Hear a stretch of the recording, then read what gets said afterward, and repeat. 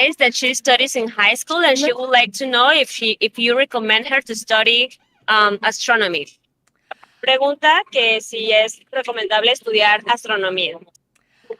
I am a little biased, but I think yes.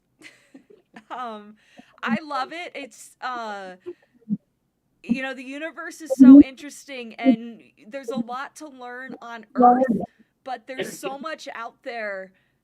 Okay. And I like to study that. So Okay. yes. Thank you. Dice que sí te recomienda estudiar astronomía, que el mundo tiene muchísimos campos de estudio, sin embargo que la astronomía, o sea, el espacio es algo que tiene que ser estudiado, entonces que sí es algo muy interesante y puedes aprender muchas cosas. ¿Alguna otra pregunta? Okay. Thank you. Okay, you're welcome. Bye. Bye. ¿Cómo te llamas? He's Leo, Andrea. Hi, Leo. Hola. Hola. ¿Por qué le quieres preguntar? He asked, how does the black holes are created? How are the black holes created?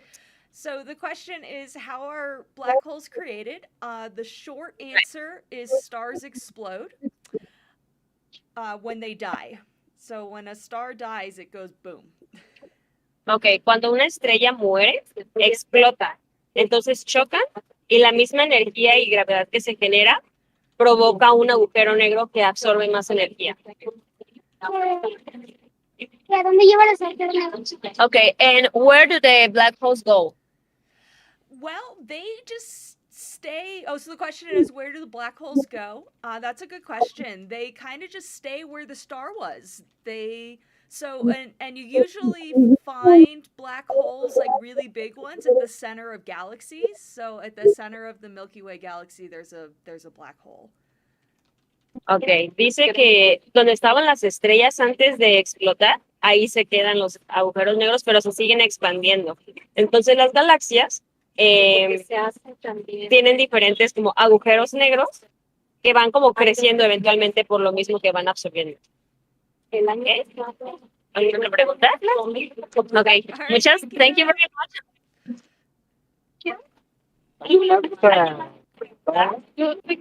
Claro, ¿cómo te llamas? Carla.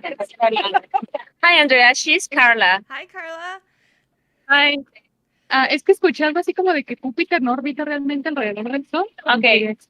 ¿Quieres preguntarle? No. Okay. No. She mentioned that she heard that Jupiter doesn't turn around el mismo. Que el Júpiter no orbita el Sol. Okay. That Jupiter doesn't Jupiter doesn't orbitate around the sun. Yeah, right. That he doesn't orbitate, like the Jupiter doesn't orbitate around the sun. Have you heard something about it? I've heard that Jupiter does rotate around the sun. Era como que se orbitaban, o sea, como que la gravedad era tan fuerte en Júpiter que como que se orbitaban a sí mismos, algo así.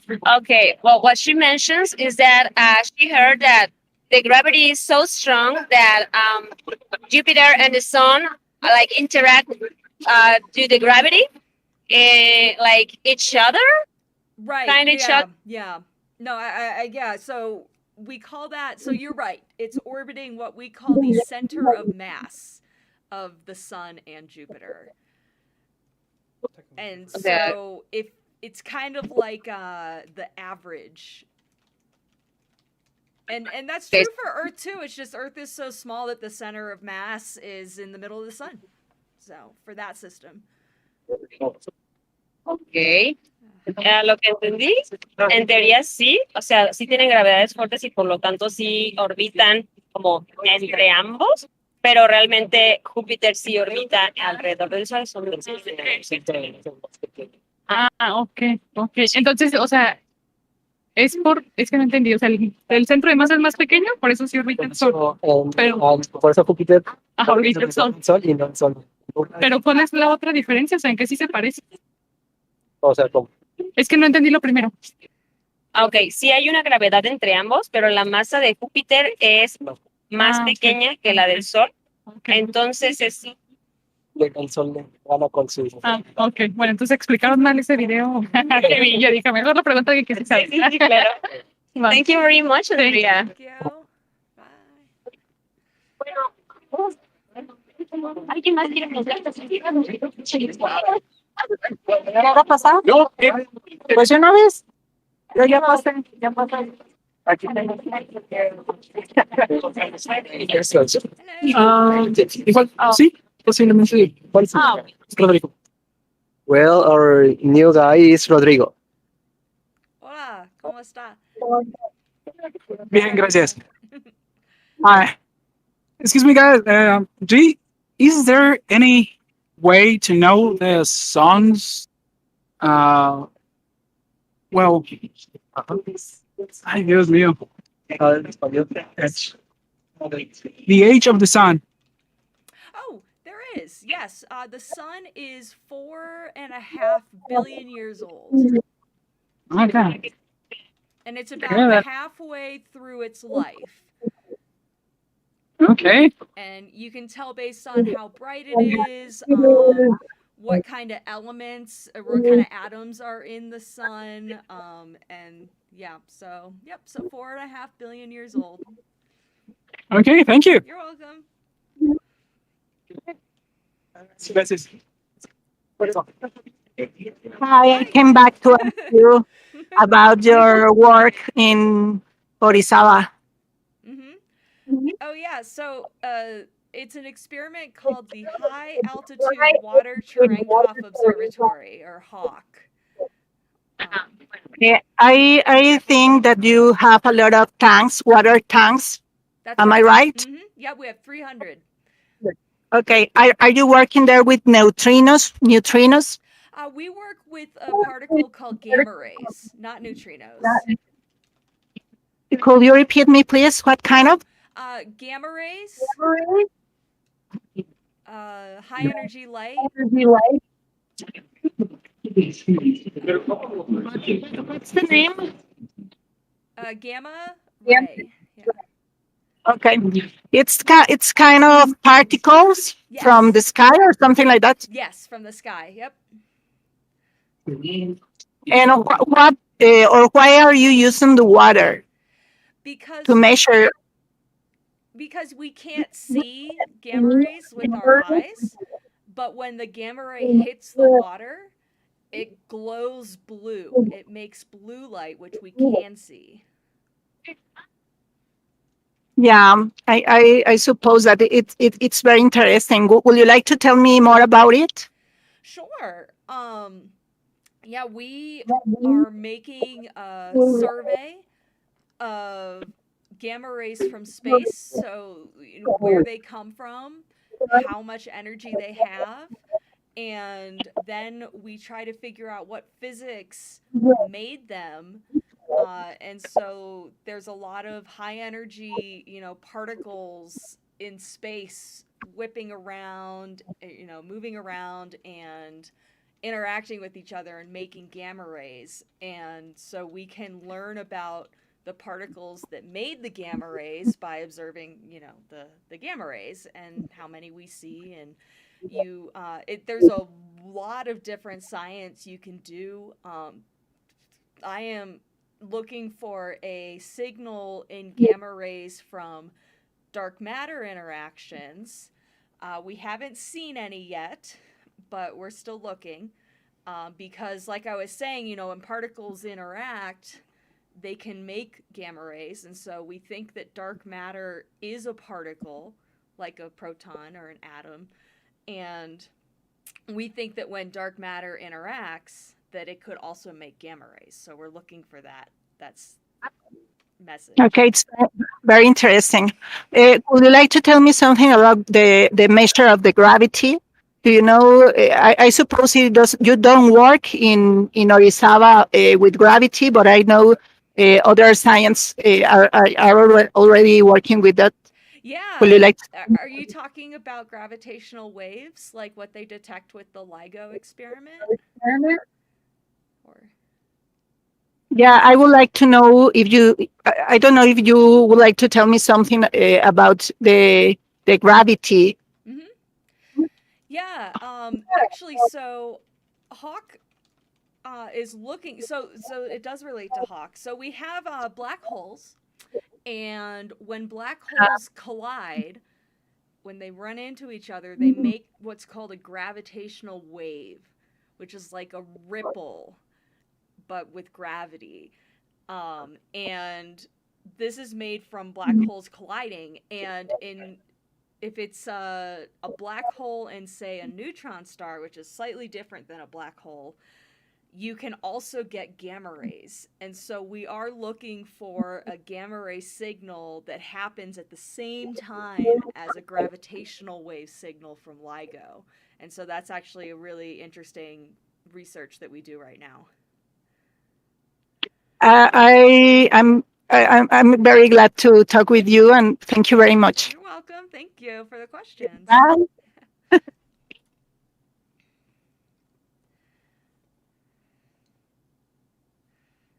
Hello.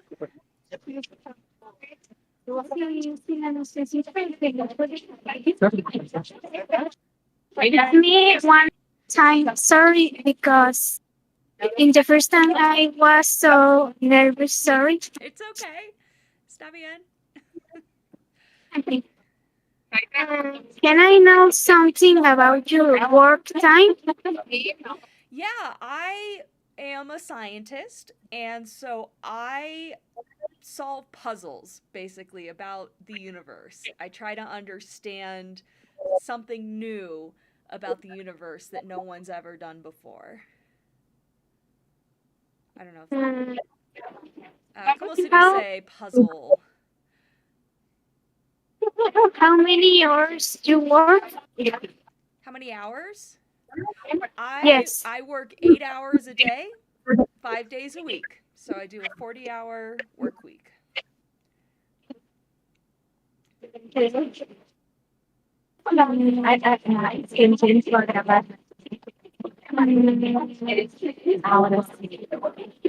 Sorry, I'm thinking about another question. Okay, take your time.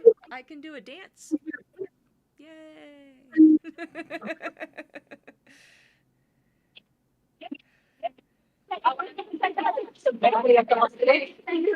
I don't have nothing. You can always come back. I'll be here all night. Okay,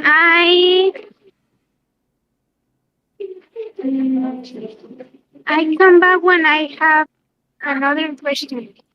Sounds good. Bye. Bye. Ok, si alguien más gusta participar, es libre de hacerlo y los que no, los invitamos también a participar en la siguiente dinámica. Mi compañero que está preparado para acá y para ir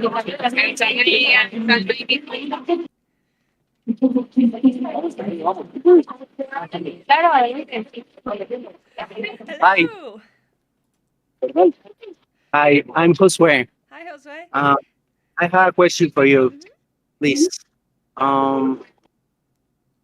What's the singularity of black hole? So, black hole, you take, right, a lot of matter, and like you said, you put it down into a single point that we call a singularity. And what that does is it bends space time. Do you know the phrase space time? Anyway, it's like you put a trampoline or I'm sorry, a bowling ball on a trampoline. It bends the trampoline.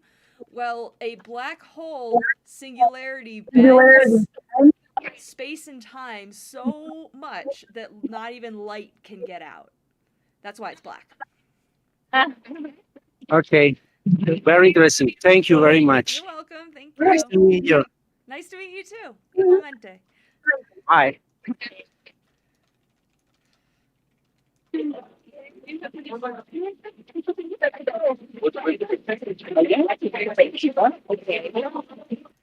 Hola.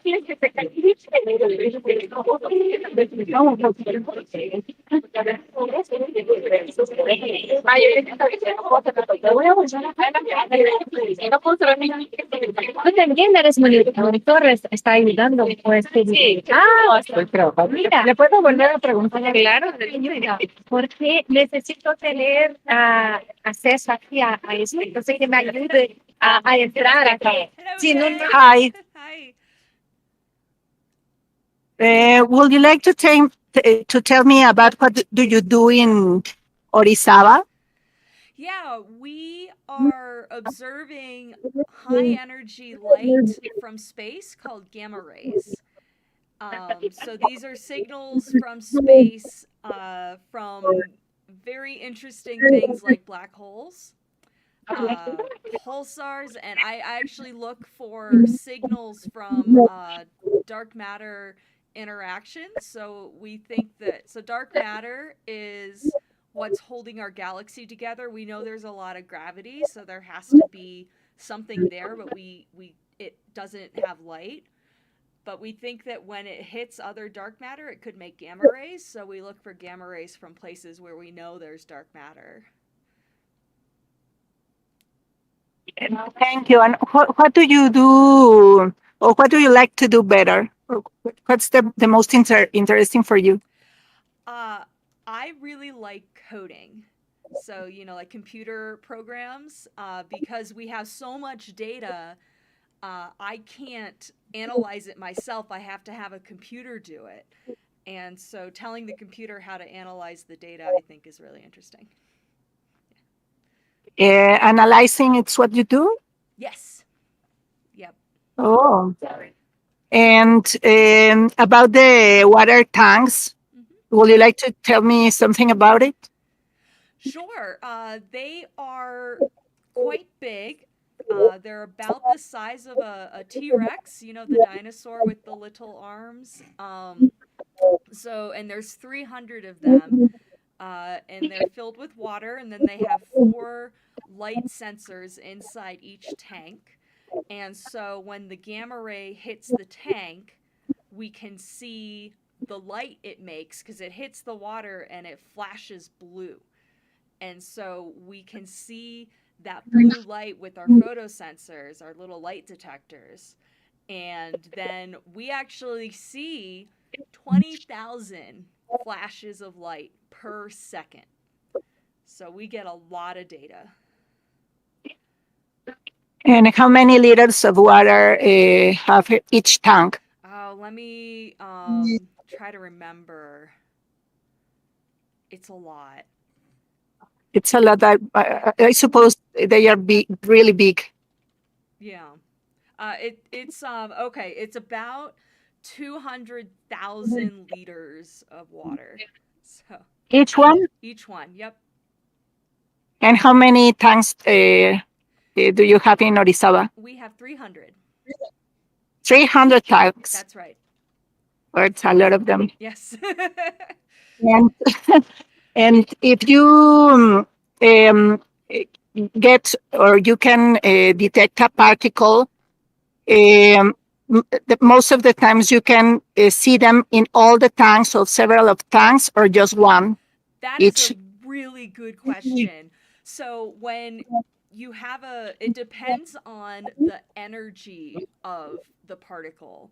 So a particle that has a lot of energy will light up all the tanks.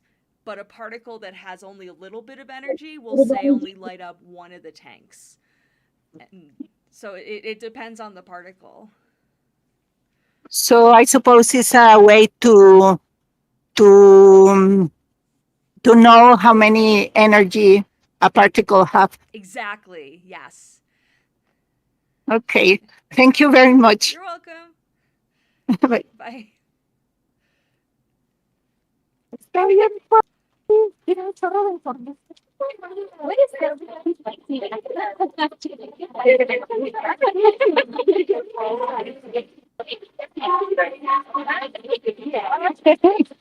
Will you like to dance? Yeah, it's fun. What kind of music music do you prefer? I am really I like all music. But I right now like Katy Perry and this rock band from England called Muse. I don't know if you know the Muse. They're really Yes, good. I know this, and I like it too. Yeah, good. Awesome. How many scientists are working in Orizaba? So there's an international collaboration of people working on Hawk, and I think there's about 200 of us. There are people from UNAM, there are people from America, and there are people from Europe. There are even people from Japan, all working on it. And are you working in, I don't know how to say it, but 8 hours or 12 hours of each 24 hours? So how is your turn? I work 8 hours a day, 5 days a week, so 40 hours. Um, we do, yeah, and we have people. So I don't work at Orizaba. I work, in America just through my computer. So we have the internet, and we can connect to the detector without actually being there. But we do have people who are there on site from Atizitla, and they are there 8 hours a day. So Okay. not overnight. And how much money can you get as a scientist? I make $150,000 a year, Okay. so pretty good And money. do you think it's enough? It's plenty, yeah, more than Okay. enough. Okay. Um, I don't know how much. Thank you very much. You're welcome. Bye. Yeah. Se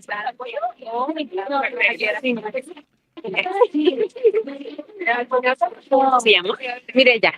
Hello, Andrea. She's Hello. Mireya, and she has a question. Okay, go And ahead. the question is, ¿cómo puedes medir o detectar la materia oscura? How can you detect the black matter? So how do you detect dark matter is the question. And right now, we only can detect it using gravity. Okay. Ella dice que la materia negra solamente de momento se puede medir por medio de la gravedad. How does it work? Well, we think that it is a particle and that the whole bunch of them come together and make kind of like a cloud. So you have a cloud Okay. of particles. Okay. Dice que es una partícula oscura que es como demasiadas partículas juntas que generan como una nube, pero no hay luz en ella. Hay mucha ausencia de luz. Entonces así es como se detecta. Por medio de la gravedad, estas partículas se atraen y se genera esta nube oscura. Okay. Thank you. Oh, you're welcome. Gracias.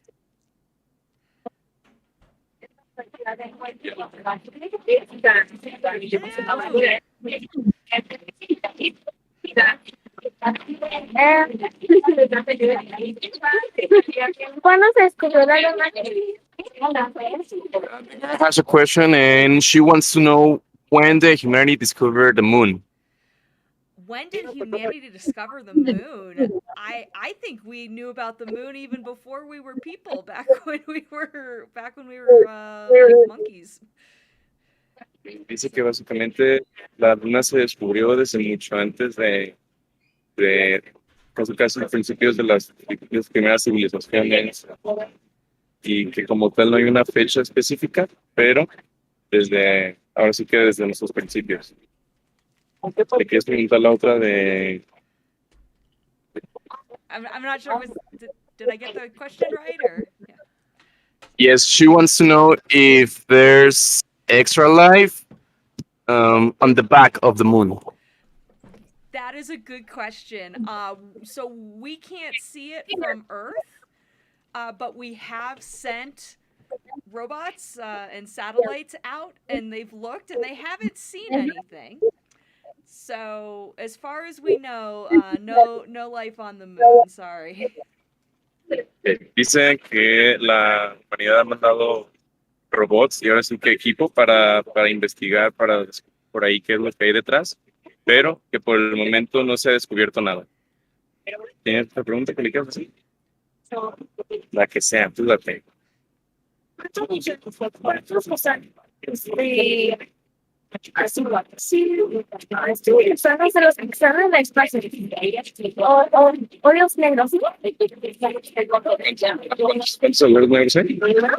Okay. She wants to know how many black holes are. Oh, billions. So think of pretty much every galaxy has a black hole in it, and there are billions and billions of galaxies, and so billions and billions of black holes. Dice que hay millones, básicamente que en cualquier galaxia hay, por lo tanto, como hay muchas galaxias, también hay muchísimos agujeros negros. Yeah, there's actually a million roughly in just our galaxy. Dice que hay millones alrededor de nuestra galaxia. Okay. Hi.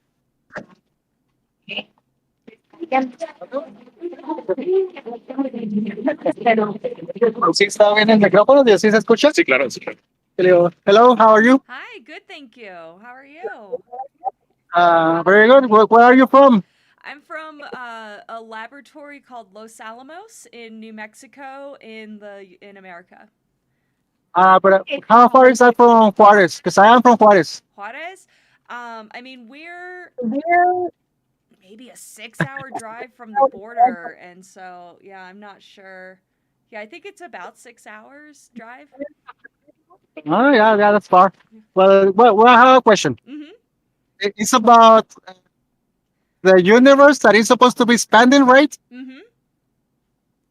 So the other day I heard something about that. If the universe is expanding, something's gotta be contracting. Do you know something about that? So you could think this was actually a big surprise for scientists is when we saw that the universe was expanding, because everything in the universe has mass, and so that means it has gravity. So it should be pulling itself in, not pushing itself out, right? Right. But Yeah. it's pushing out, and we're not entirely sure why. We have a theory that it's from something we call dark energy, and yeah, and it just means that there's something in between galaxies pushing that we can't see with our telescopes. So we don't really know what it is. There's some experiments that are trying to explore it in more detail, but yeah, so we are expanding, not contracting, and that's kind of weird. Yeah, I know. Yeah, and I see science is not ready yet to answer those hard questions, right? Right. Yep. There's I call it job security. Yeah, I know. Always And have. I have another question. Okay. The other question is about energy and matter. Mm-hmm. Like how uh, supposed like matter is supposed to be like energy, right? Yep.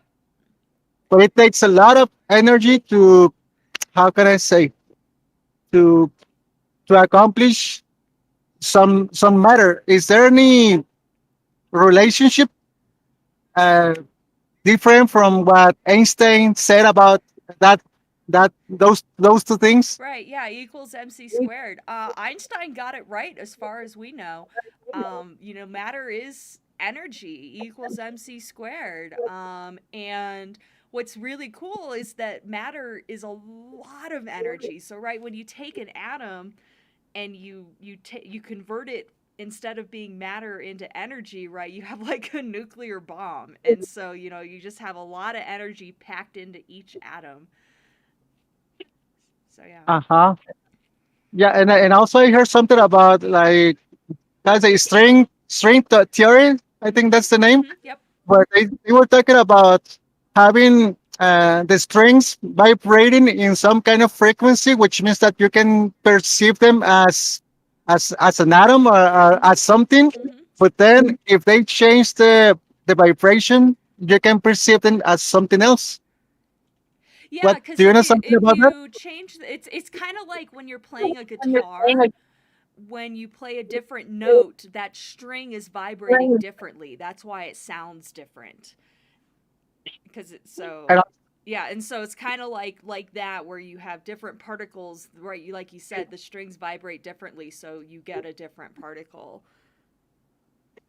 yeah, but do you know something about the perception regarding that? I mean, because let's say that something is vibrating in some kind of way. I am perceiving something, but then somebody else is perceiving something else. Yep. Yeah. Right. Because yeah, you're seeing, say, photons from an object, and yeah, the photons you see aren't necessarily the photons your friend. Actually, they are not the same photons your friend is seeing, like you said. And then this gets into like neuroscience, science of the brain, where yeah, what you would say is green, like the color green, your friend might disagree. Actually, me and my husband disagree every once in a while. I'll be like, that's pink, and he says no, it's orange. So yeah, perception is a very interesting topic. And yeah. Because perception has to do with the brain of the person, right? No, it's not supposed Exactly. to do with the vibration of the particle. Yeah, right. That's a good point. The vibration of the particle is for lack of a better word, the truth, so to speak. It should be the same for, but then yes, how our brains absorb it and understand it, that's very complicated, and it's a really cool philosophy to think about. Yeah, that's philosophy. Well, sorry. Oh no, Okay, you're there's people in line. okay. Thank you Okay, very much. thank you. Thank you, bye.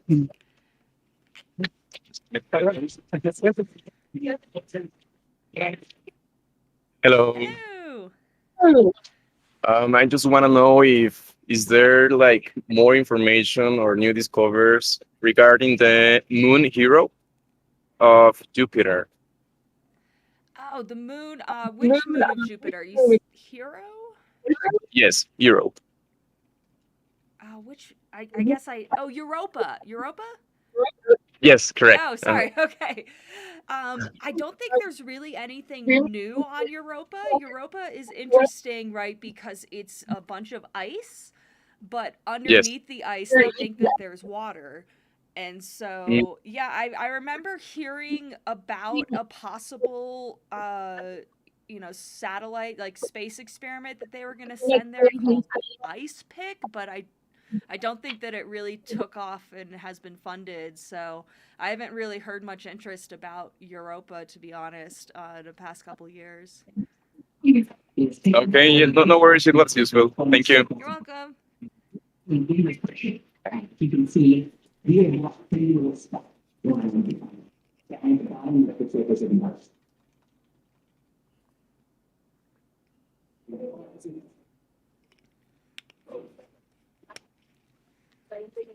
¿Quieres hablar con ella a inglés o te ayudamos a...? No, no hablo mucho inglés. Ah, bueno, sí lo entiendo. ¿Cómo te llamas? Ian Santiago. Hello, Andrea. Hola. He's Ian Santiago. Hi, nice to meet you. Mucho gusto en conocerte. Sandy, Do you have a question? ¿tienes alguna pregunta? Sí, puede estar de nuestro lado, por favor. Claro. ¿A cuántos años nos está la última galaxia? Okay, do you know, Andrea, how many light years far away are the last galaxy? So the closest galaxy to us is Andromeda. And And the I'm far trying to remember. Andromeda, I think, is a million. Yeah, it's a million light years away. And that's Okay. the closest. un millón de años.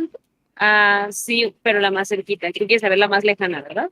And he would like to know, do you know the further one? Oh, the furthest one. Well, I guess the furthest galaxy is probably like 10 billion light years away. Que cree que la siguiente es como 10 billones de años, de millas, de años luz. ¿Cómo cuáles son? ¿Como el nombre? And do you know their names? Like the name of the farthest galaxy? Oh, I don't know the name of the furthest galaxy. It's probably very boring, like NC 17. Okay. Yeah, I don't Dice know. que no se presenta el nombre porque tienen como números y es como que la 80, la 90. Ajá. ¿Alguna otra pregunta? La que tú quieras. Okay, then thank you very much, No Andrea. problem. Thank you. Gracias. ¿Puedes hacer otra pregunta? Gracias. Hola.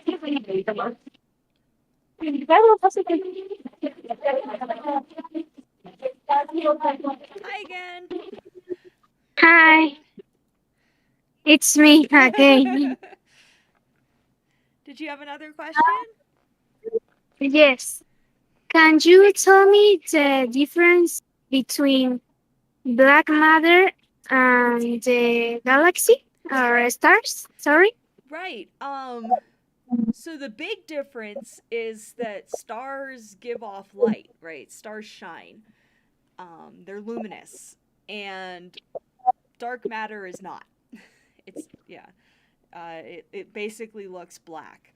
The other thing is dark matter tends to be more like a cloud, so it's lack of a better word, fluffy. Whereas stars are kind of packed tighter in, if that makes sense. They're more dense. I don't know. ¿Quieres que te ayude a explicarte lo que dijo?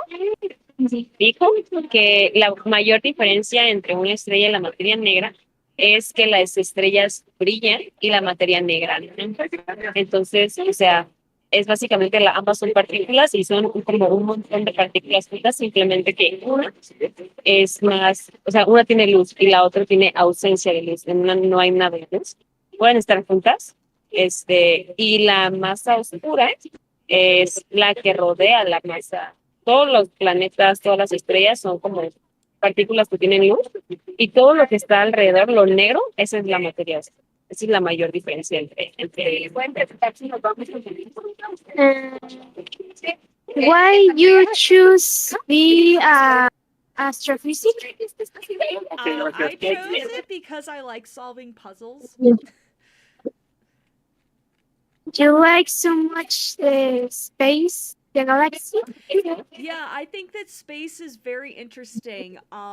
Actually, and there's stuff in space that we can study that we can't study anywhere. Like we can't study here on Earth. For example, there's not a lot of dark matter at Earth, but there's a lot of dark matter in space. And so, if you want to study dark matter, in my opinion, the best place to do it is space. Dice que sí le gusta mucho las matemáticas, que le parece algo muy interesante el espacio y que la forma más interesante de aprender sobre eso es estudiando le parece muy interesante la cuestión de que hay afuera del universo, pues que la mejor forma de hacerlo es estudiando astros. Okay,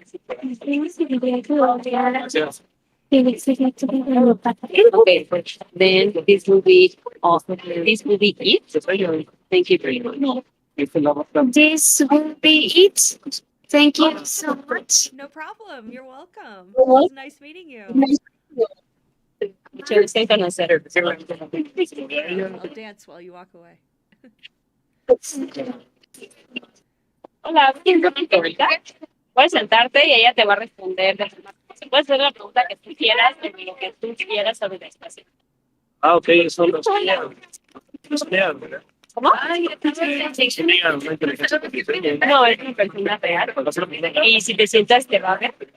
y te va a responder la pregunta. Científico es lo que se especializa en materia negra, pero claro, para buscarle sobre la formación de estrellas, la actividad, los convexos, planetas, astros, constelaciones, la luna, la tierra, lo que quieras.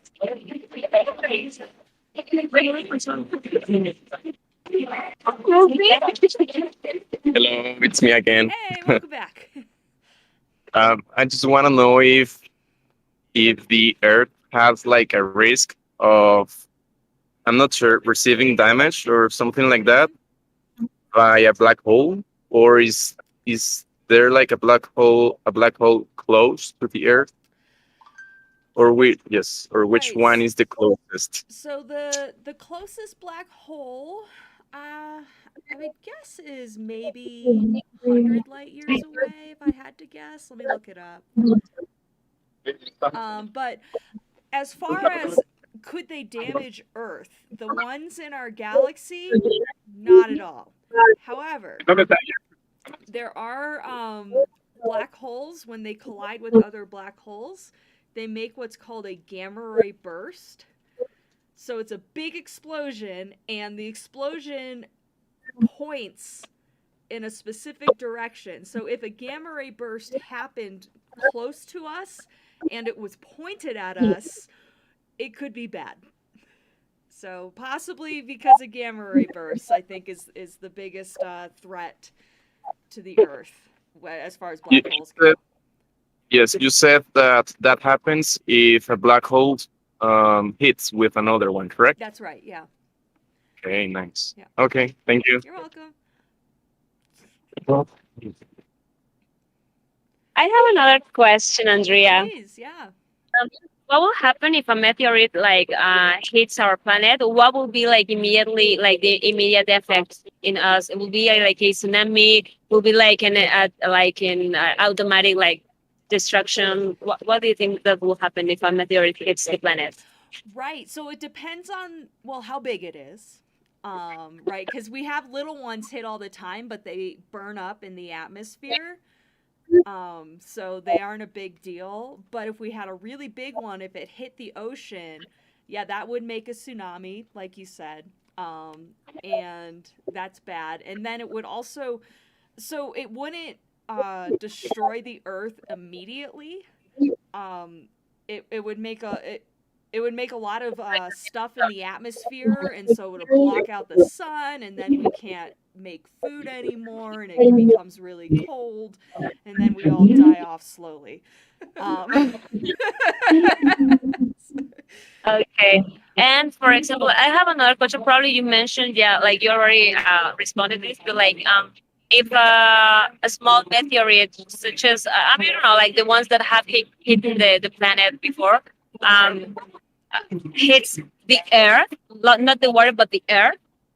Will it be like an immediate effect, like for example, as the volcanoes when they explode, Mhm. like we have like this red skies and pollution and so, or will be like a fire or what will what do you think? I know this is not exactly your area, but what do you think will be happening? No, I think it would be similar to, like you said, with volcanoes, because they put a lot of stuff into the air, and right, it makes it cloudy. I mean, there wouldn't be lava, Mhm.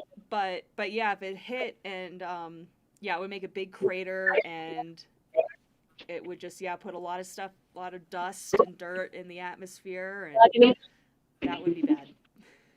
Okay, thank you very much. You're welcome. Okay.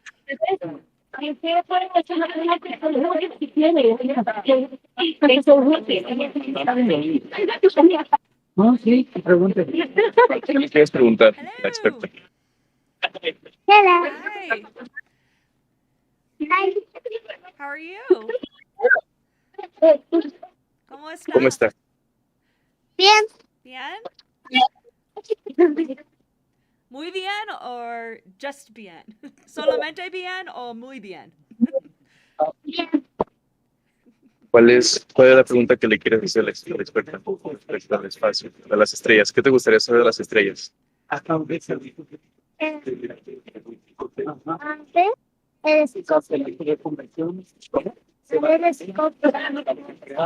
¿Quieres ver el telescopio? Ah, o sea, tú quieres ver las estrellas en el telescopio. Ok. ¿Me ayudas para guiarla con... Ajá. Es que de este lado están los telescopios. Si tiene que ir por ese lado, por favor, para Ah, sí, bueno. ¿Me ayudas? claro, sí, acompáñame, los quieren enseñar a verlos. Y yo sí. Bye. Entonces, ¿quién sería el siguiente? Jaime. Ay, no, no, Sí, puedes. Hello. Hello. Hi. How are you? I'm fine, but I don't know a lot of words of the universe. Can I say in Spanish? Yes. Wait, is there someone there to translate? I think there is. Yes, yes, yes. Oh, Si quieres, you were a little off camera. Okay, yeah, please go ahead. Si el universo está en expansión, ¿qué tanto se va a expandir o qué va a ocurrir con el universo? ¿Se va a volver a reagrupar o se va a hacer plasma o se va a esfumar? ¿Nos congelaremos? ¿Qué va a pasar? the universe is in constant expansion, and he wants to know what is going to happen, like once these expansions like arrives to the limit. Is Posibles yes, escenarios. like possible scenarios. Well, so the question is, the universe is expanding, and is there an end to that? Right now, we think it's just going to keep expanding forever until everything is as far away from each other as possible and it's cold and lonely. ¿Quieres que te ayude? Sí, con el final. Dice que el universo ahora sí que se va a expandir y mientras más se expanda, ahora sí que lo único que pasaría, que por el momento esta información es que van a quedar, Sí, van a quedar, sí, van a quedar de que muy distantes. No entre otros. gracias. Mira.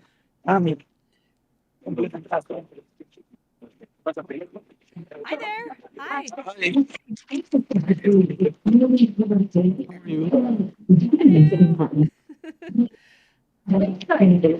How are you? I'm good, thank you. Fine. I am beginner in these topics. Okay. Okay. My question is, what is the black matter? So dark matter is what holds our galaxy together. All the stars are moving very fast, and if there were no dark matter, they would fly off into space and we would not have a galaxy. Okay. Perfect. Yeah. Thanks. You're welcome. That's thanks. Good morning. Thank you. ¿Quieres que te ayude a traducir? Gracias. Hi. Hello. How are you? Everything fine, thanks. And you? I'm great. That's cool. I have a question. What is the most or the more current experiment in the dark matter that we have? So right now I'm working on an experiment called Hawk, which is actually located near Pico de Orizaba, just up the mountain from a little town called Atzizitla. So yeah, Hawk is running right now. We're taking data. We've been taking data since 2016, so it's been, like 6 years. So that's one. Let's see. They have other experiments that are underground, like way underground in a mine, and so that's something called Lux. That's down in a mine. I don't work on that one, but yeah, they have to go deep because they're looking for dark matter to interact with their detector, and a lot of other particles interact with the detector from the atmosphere, and so they have to go down to avoid them so that they can just see dark matter. Wow. There is also experiments. Large Hadron Collider in Switzerland and CERN that discovered the Yeah. Higgs boson. Yeah, so they look for dark matter um, with the Large Hadron Collider. So there's a whole bunch of different ways to do it, and yeah, a lot of experiments going on. And what is the PhD that I have to study to to know about it or to have this Well, research yeah. So my PhD is in physics. in physics? Mm-hmm. Yeah. So physics or astrophysics. Yeah. Okay. Or Thank you so much. astronomy. You're welcome. Nice to meet you. Nice to meet you too. Bye. Bye. You're back. Sorry, No, they're you're taking up. okay.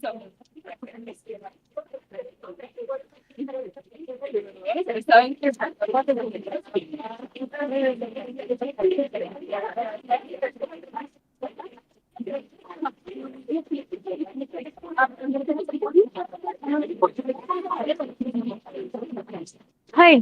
Hello. How are you? Can you hear? Oh, fine, thank you. And you? I'm doing great. That's good. My question is that is something, well, I know that nothing is faster than the light in the universe, in the space, but no, one physic told me that the light was um, slow in the water. No. Nope. Yep. That's right. Can you understand me? That it was something faster than the light in the water Yeah. that I don't know. Uh-huh. Oh, Okay. sorry. Yeah, so you're asking about a thing. It's called Cherenkov radiation. So it's named after a Russian guy named Cherenkov who found it. Yeah, and so right, you have the like you said, the speed of light in space, right, in a vacuum where there's nothing, is Mhm. the fastest anything can go. And but even light, when light goes through water, it slows down a little bit. It's called an index of refraction. Anyway, but what you can have is you can have a particle that goes from, not being around things and then is suddenly into water. It's moving faster than the speed of light in the water. So it's not going faster than light in space. Can't go faster than that. Right? But yeah, if you go faster than light in water, you give off this blue flash called Cherenkov radiation. Okay, thank you so much. Oh, you're welcome. Hope that Thank answered you. your question.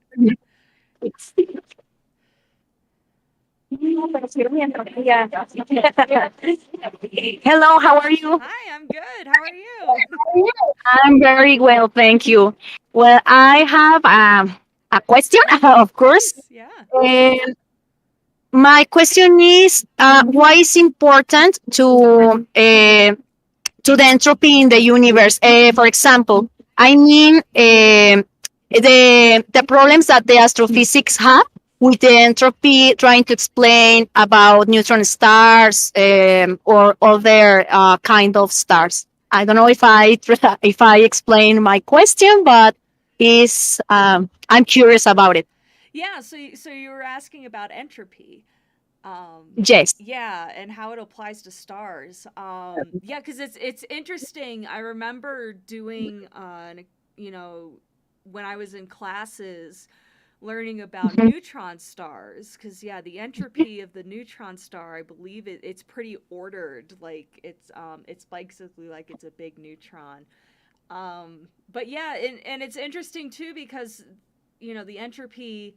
So okay, and this doesn't have to do with stars, but I had a little girl once ask me. I broke a glass and it shattered, right? And she asked, "Can you put it back together?" And Okay. right, because when the glass was shattered, that was a lot of entropy, and so reducing the entropy, you can't do that. It has to stay the same or get larger. And so I was trying to explain to her that if we put the glass back together, it would take a lot of energy because of entropy. But But yeah, I don't know too much about how entropy works with stars. But anyway, I hope that was a fun story. Okay, thank you. You're welcome. Bye bye. Bye.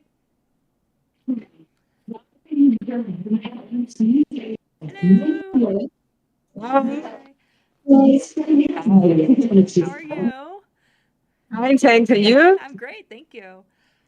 Um, uh, I have a little question. I don't know. Existe? Is some study of what is inside in a black hole? Yeah. Evidence. The only reference. The only reference I have is the movie of Interstellar. Right. It's the only. So what's inside a black hole? The short answer is we don't know. Okay. Because light can't escape. So right, we can study stars because we look at the light that comes from them, but there is no light from a black hole. It's stuck inside the black hole. It won't let it go. And so Okay. we can't see inside a black hole. Okay. Yeah. Okay. Okay, it's okay. No problem. So, but we had to use our imagination, like in Interstellar. Okay. Yeah. The movie Interstellar. Yeah, it's a You great have some. movie. Yes. You have some Facebook, Instagram to follow you. Oh no, I don't. Sorry. Okay, no problem. Okay. I'm Thanks. Thanks a lot. You're welcome. Bye. Thank you.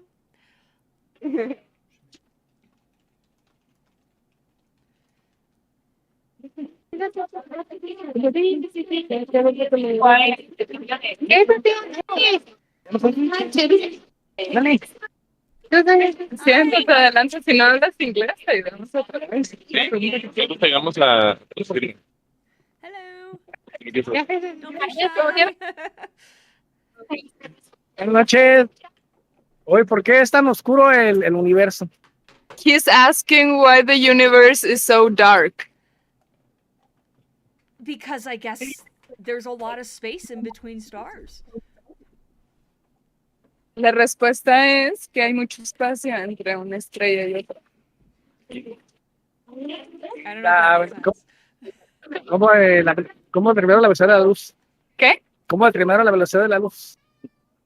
¿Puedes hablar un poco más despacio? ¿Cómo determinaron la velocidad de la luz? ¿Cómo determinar la velocidad? ¿Cómo la determinaron? He's asking how did you determine the speed of light? That's a good question. You can, so right now, you can define it using atoms and interactions inside atoms. And so you have like an electron moves within the atom, and you can figure out how quickly it moves, and that tells you about the speed of light. Dice que en realidad lo determinan a través de átomos, a través de cómo un electrón se está moviendo dentro del átomo y qué tan rápido ese electrón se mueve. Entonces, a través de haciendo esos cálculos, pudieron determinar la velocidad. Thank you. You're welcome. Hi. ¿Cuál es tu pregunta? Hola. Sí. Hola. ¿Cómo estás? ¿Le quieres hacer una pregunta a Andrea acerca del espacio? ¿Cuál es tu pregunta? ¿Por qué puede explotar? ¿Por qué puede explotar? Flotar. Flotar. He's asking why space can float. So in space, the astronauts float because they're there's zero gravity, I guess.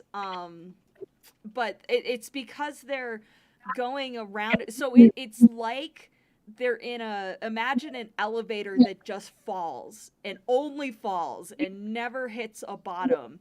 You float, right? And so if we call that free fall. And so astronauts in space are in free fall. I don't know if that. Lo que ella está diciendo es que en el espacio estás flotando y por ejemplo, si tú fueras un astronauta y salieras al espacio, flotas porque no hay gravedad, es cero gravedad. Pero la manera en que tú te lo puedes imaginar es como si estuvieras dentro de un elevador que estuviera cayendo constantemente. Eso ellos lo denominan como caída libre. Entonces, si alguien sale al espacio, es como si estuviera cayendo constantemente, pero nunca va a llegar a nada porque el espacio es infinito. Eso es todo. ¿Tienes alguna otra pregunta? No. Ok. Gracias. Thank you. Nice to meet you. Gracias.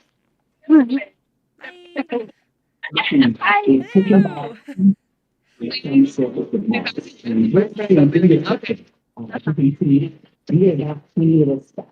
She's asking what an astrophysicist does. Well, I do a lot of computer programming because I can do the math, but sometimes I have to do math a million times, and the computer's faster than me, so I just tell the computer to do it. Ella dice que más que nada ahorita se dedica a programar computadoras o hacer pues como programación, porque ella puede hacer todas las operaciones matemáticas que se requieren para la investigación, pero la computadora es mucho más rápida haciendo que ella. Entonces se lo pasa haciendo programación de computadora para que haga las matemáticas por ella. Gracias. Thank you. Yeah, no problem. Bye.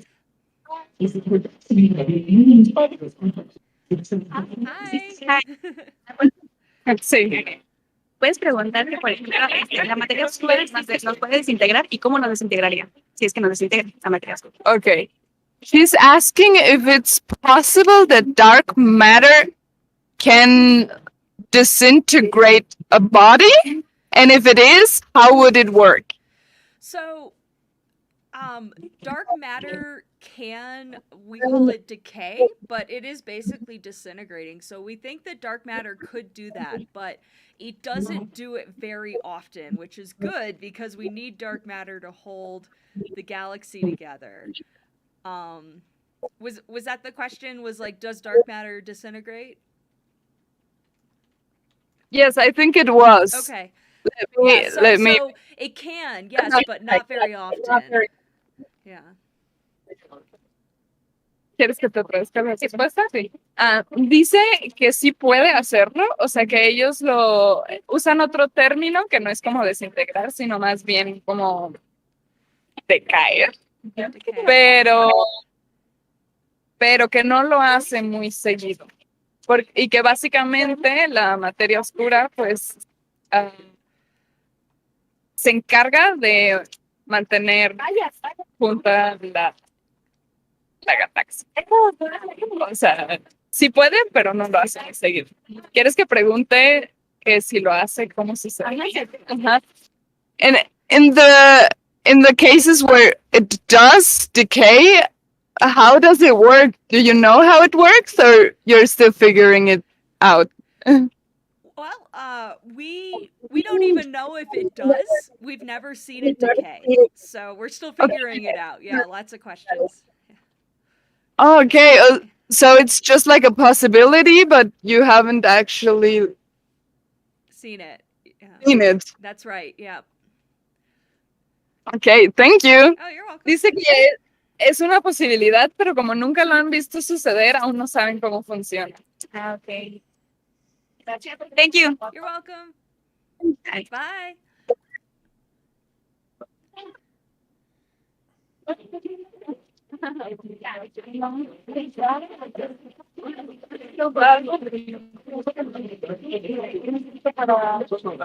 Sí, sí, sí. ¿Lo puedes traducir? Sí. No tengo la confianza. Hi. Hola. Hello. Es algo simple, pero que también. Ok, haré mi mejor esfuerzo. Si tuviera yo una casa en la luna, ¿cuántas horas serían de luz y cuántas horas serían de oscuridad o días? No sé. Okay.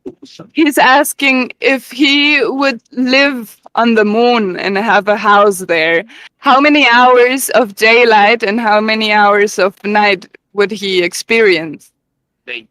or days? Right. Let's see. So you're always going to look at the Earth. Okay, sorry. Okay, I guess let's see. Sorry, I haven't thought about this before.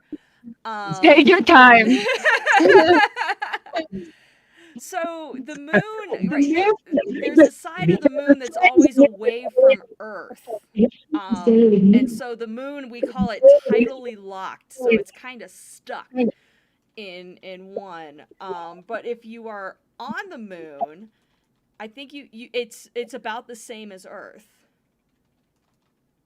All right. So the moon like, doesn't it rotate?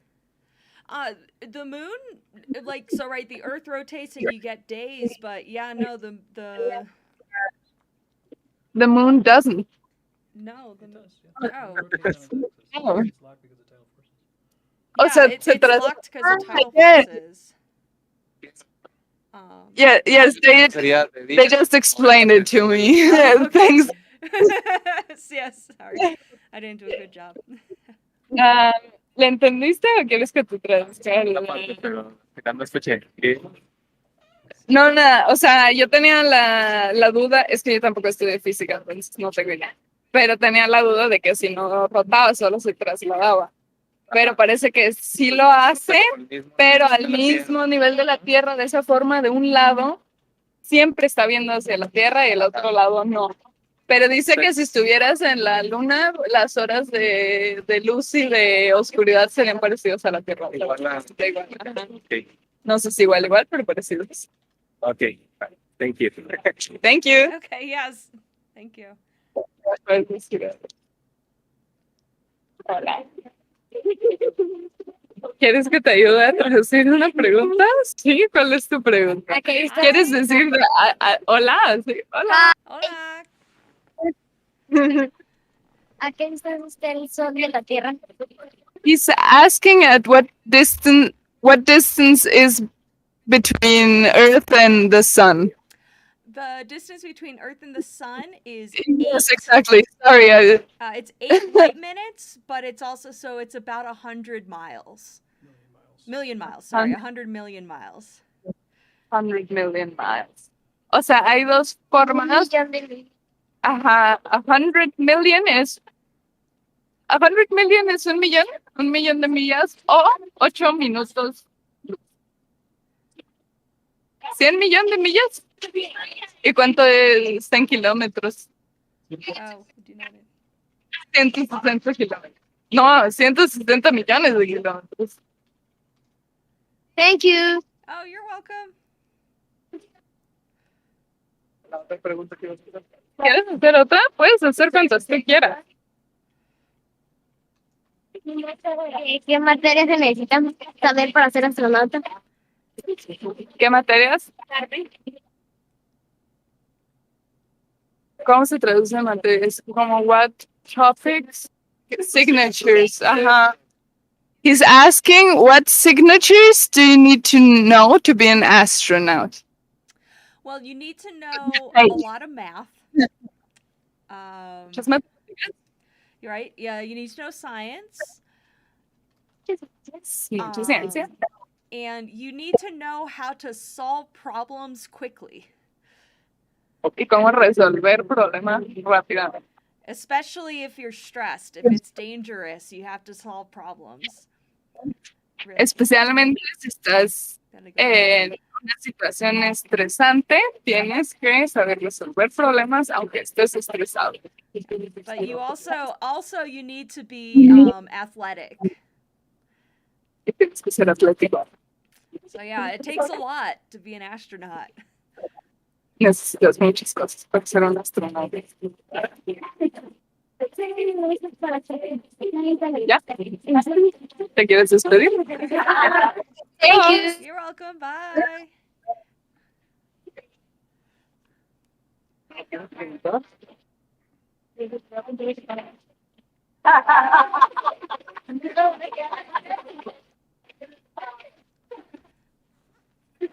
Gracias.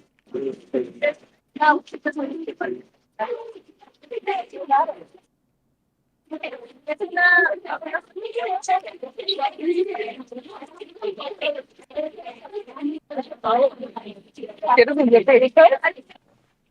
Bueno.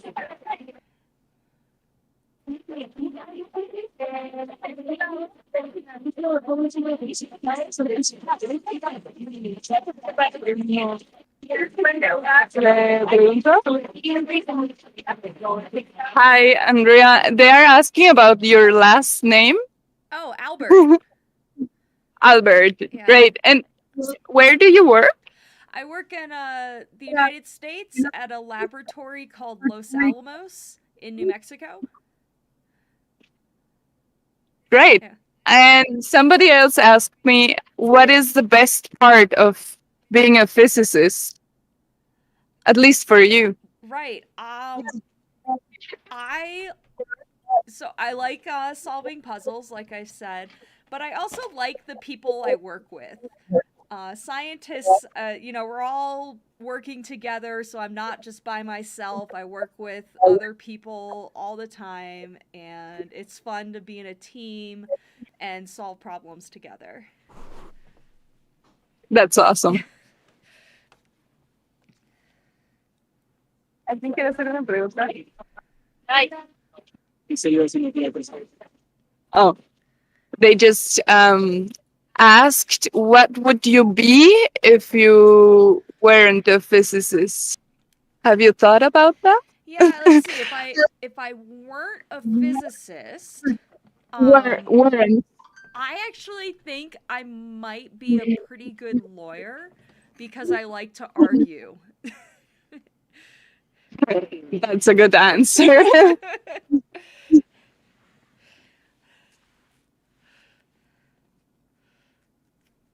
¿Nadie más quiere hacer preguntas?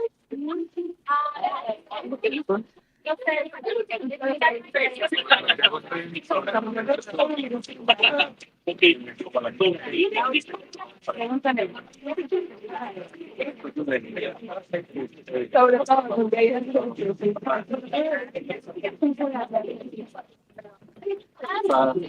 ¿Me puedes preguntar? Sí, sí. No es nada más los que conocemos, ¿verdad? Bueno, sí. Pues siéntate y pregúntale. Sí. Hace una pregunta también. Sí, hola. Hello.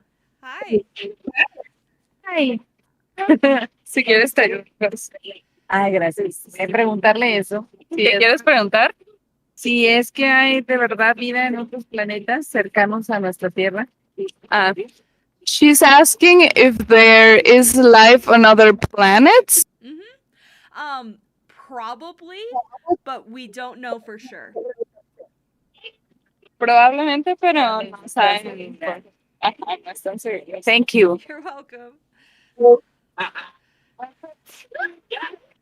¿Quieres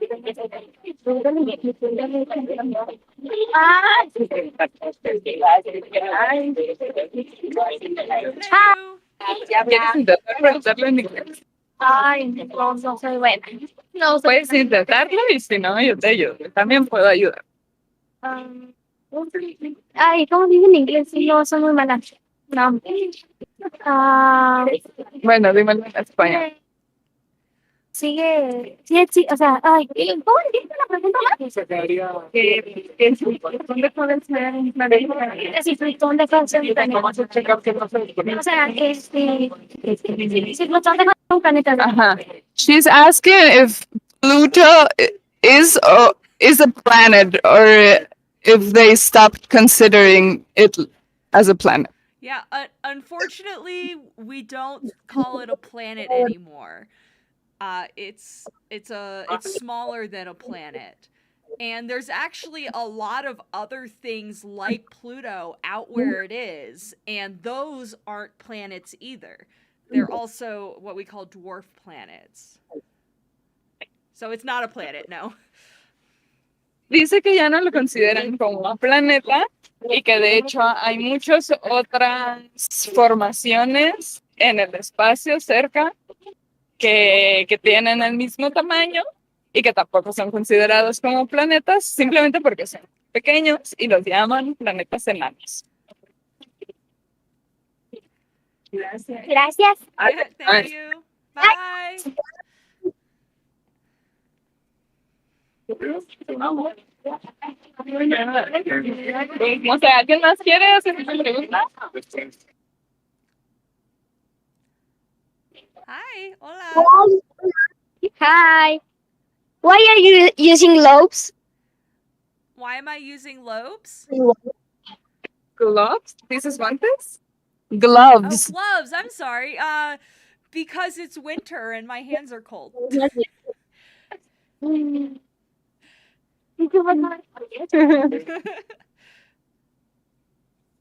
Thank you. You're welcome.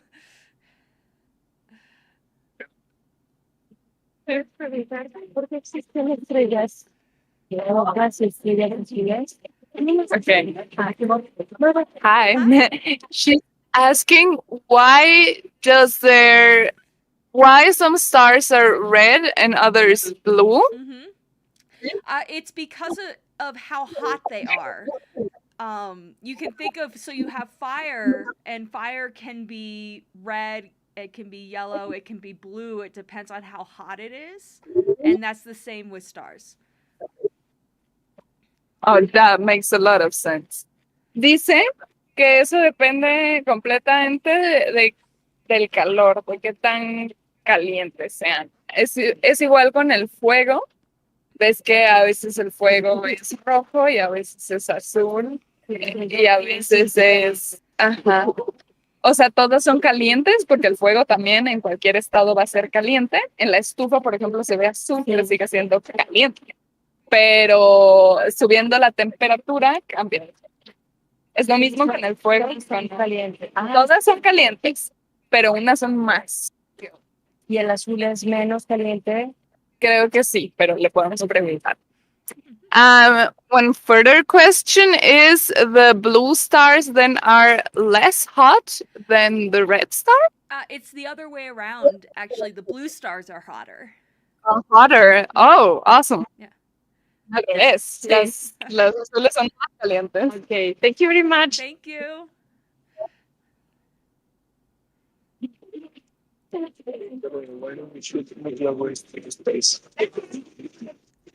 Another question just came in, and it is why don't we shoot nuclear waste into space? Right. So yeah, why don't we shoot nuclear waste into space? Well, I Yes. guess I'm not sure, but I can offer my thoughts. It's really hard to put things into space. Like, right, you think about if we just want to put a couple people in space, we need this huge rocket with lots and lots and lots of fuel. And so, if you're trying to get rid of waste, you would probably make more waste getting it into space, so that wouldn't be good. That makes total sense. But then I guess also, yeah, because if the nuclear waste is, unstable, you don't want to put a rocket around it. I don't know if that would be dangerous to, rocket explosion plus nuclear waste might not be. Yeah, it might not be the best combination. Yeah, that makes complete sense. Thank you. No problem. ¿Quieren hacer otra pregunta? Hi again. Hello, welcome back. Hello. Thank you. I remember another question about I read in the news that they have in a lab recreated a black hole, but I cannot understand how is that possible. So you're saying they made a black hole in the lab. So I guess I haven't heard of that, but is this a thing with the quantum computer? Maybe yes, but this is they recreated in experiment. That's why I was like thinking, is it dangerous if they try to recreate? Well, so there are theories, and as far as I know, it hasn't actually happened yet. But if you make a really, really, really small hole, it will disintegrate. It'll evaporate almost immediately, and so depending on, but as far as like making a Earth-size black hole, no one's done that. But yeah, if you made a really big one on Earth, that would be bad. But you can make itty bitty little ones. But as far as I know, we haven't done that yet. But if they recreate a little one, it doesn't happen. It doesn't matter. That's right. Yeah, it dies fast. Okay. Yeah. Interesting. Mm. Yeah. So thanks. I just have to that. Great question. Yeah. Thank you. Bye. Bye. Bye again.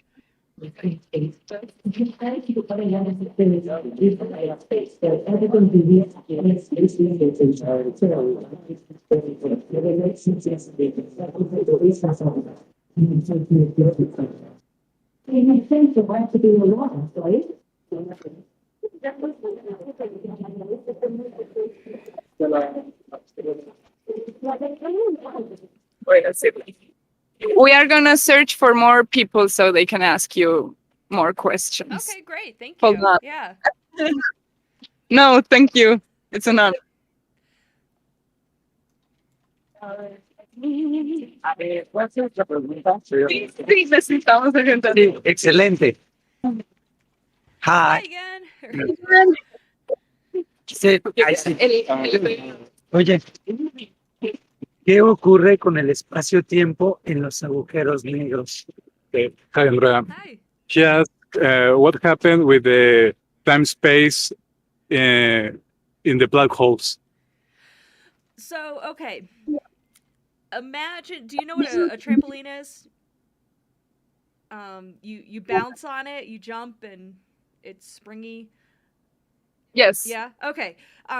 If you So the trampoline is space-time, and if you put a bowling ball on the trampoline, it bends the trampoline, right? Okay. And so a black hole is like taking a bowling ball but squeezing it down to the size of like an atom, so it bends it really far right in the middle. Que prácticamente dice que el espacio es como un trampolín y cuando está un agujero negro es como si pusieras una esfera muy pesada en el trampolín, entonces eso distorsiona la superficie y esa superficie es el espacio-tiempo, entonces prácticamente es una distorsión de ese fenómeno. Y era por esta pregunta, ¿no? El espacio-tiempo básicamente es una... Se altera. Un físico, ajá, y se altera por la mera existencia del agujero negro. ¿Y qué le pasaría a un humano si fuera tragado por el espacio-tiempo? And what could happen with a human if he throws for a black hole? So if a person approached a black hole, right, the gravity would get stronger and stronger and stronger, and it would get to this point where it's so strong, it's much stronger at their feet than their head if they're going in feet first, so they would get stretched like spaghetti.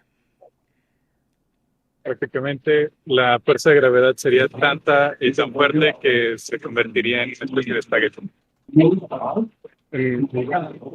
Su masa reduciría mucho y sería como un espagueti pequeño. Un espagueti, pero quedaría uno atrapado en un bucle. The human will be in a kind of jail, something like that.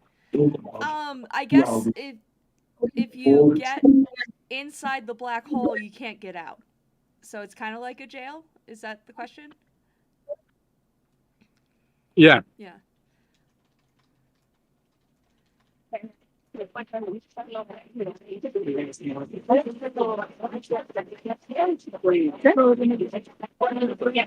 pasaría con un humano si está un agujero negro? Entonces, ¿qué forma de rotura? Pero dijo que no saldría, es que no sabe. Ah, Porque todo lo que entra en un agujero negro o sea, como ni siquiera pueden verlo porque toda la luz que entra y no sale. Es como imposible. No, no se sabe. No se sabe. Ah, ya. Gracias. Sí, no sale. Dile, thank you. Thank you. Thank you. Bye. Hello.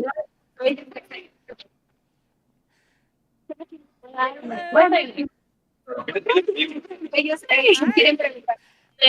Quiero saber. Tienen que ver. She wants to know if the astronomy have some relation with the astrology. Well, they both use stars and planets, but the difference is that astronomy, we're talking about physics, so like the motion, the gravity, how they attract, and astrology is more of a philosophy, so it's not like a physical science. But they both use stars. La relación es que ambos estudian las estrellas, pero la astronomía estudian vectores, movimientos, mientras que la astrología es una especie de filosofía. Básicamente pero la relación.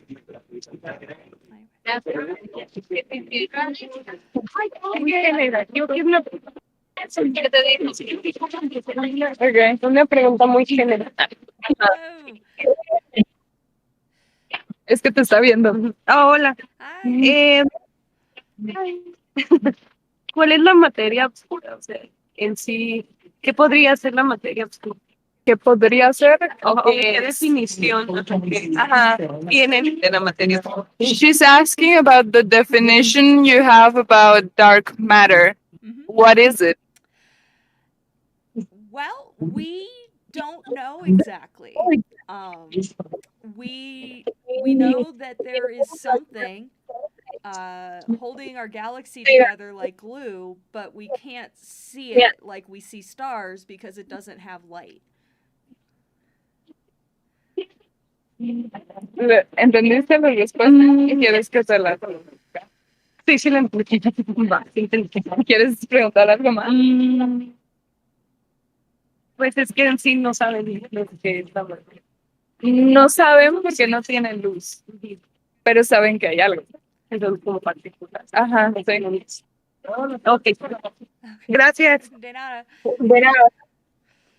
O sea, simplemente no aspira, o sea, no refleja luz. La materia oscura no refleja la luz, o porque se puede.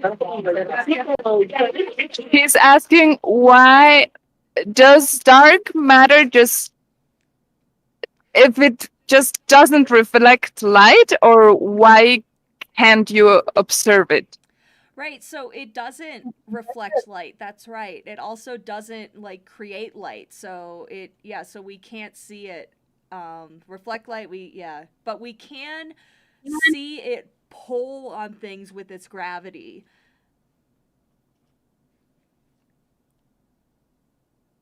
O sea, lo que dice es que justamente no refleja ni produce luz. O sea, saben que existe porque tiene un efecto en la gravedad. Ah, ok, esa es la razón por la que saben que existen. Ajá. O sea, saben que existe porque hay algo que mantiene la galaxia junta. Si no, o sea, no, más que en O equilibrio, sea, son como capas.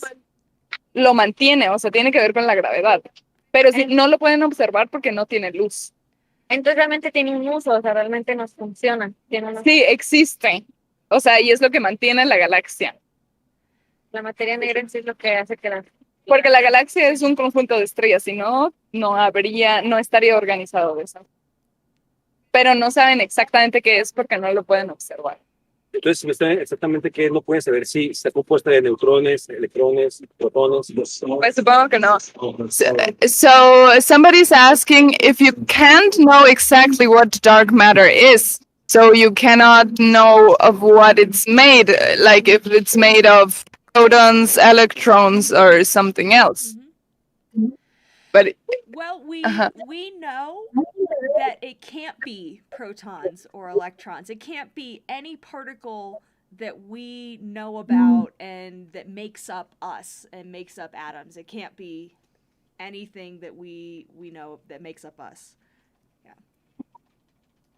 O sea, ella dice que no saben de qué está hecho, pero saben que no está hecho ni de protones, ni de electrones, ni de cualquier partícula que nos componen a nosotros. Ajá, porque es otra cosa. O sea, porque eso sí los puedes estudiar porque sí tiene que ver con la luz. Solamente no es materia, entonces ¿es materia o es materia? Es materia oscura. Sabemos que no sabemos qué es. Y que no es materia como el resto de materia que componen las cosas. Y las partículas. Yeah, it has to be something completely different. Tiene que ser algo completamente diferente. Sí, yo quiero preguntar algo. Ajá, ¿te quieres sentar? A ver si... Hi. Escúchame. Hola. I want to know if there is in the space something material in a fluid shape or in a fluid in state in a fluid state. Yes, there. So actually, at least in physics, we consider gas to be a fluid, and so there is a lot of gas in space. There are things called like nebulas, which are these clouds that get formed after a star dies, that are just made of gas, and they're quite beautiful.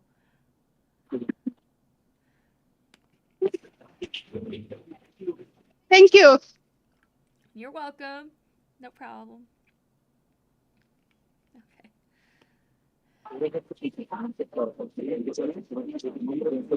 ¿Cuál es el entropía? Es cuando revelan más. Cuando le señales.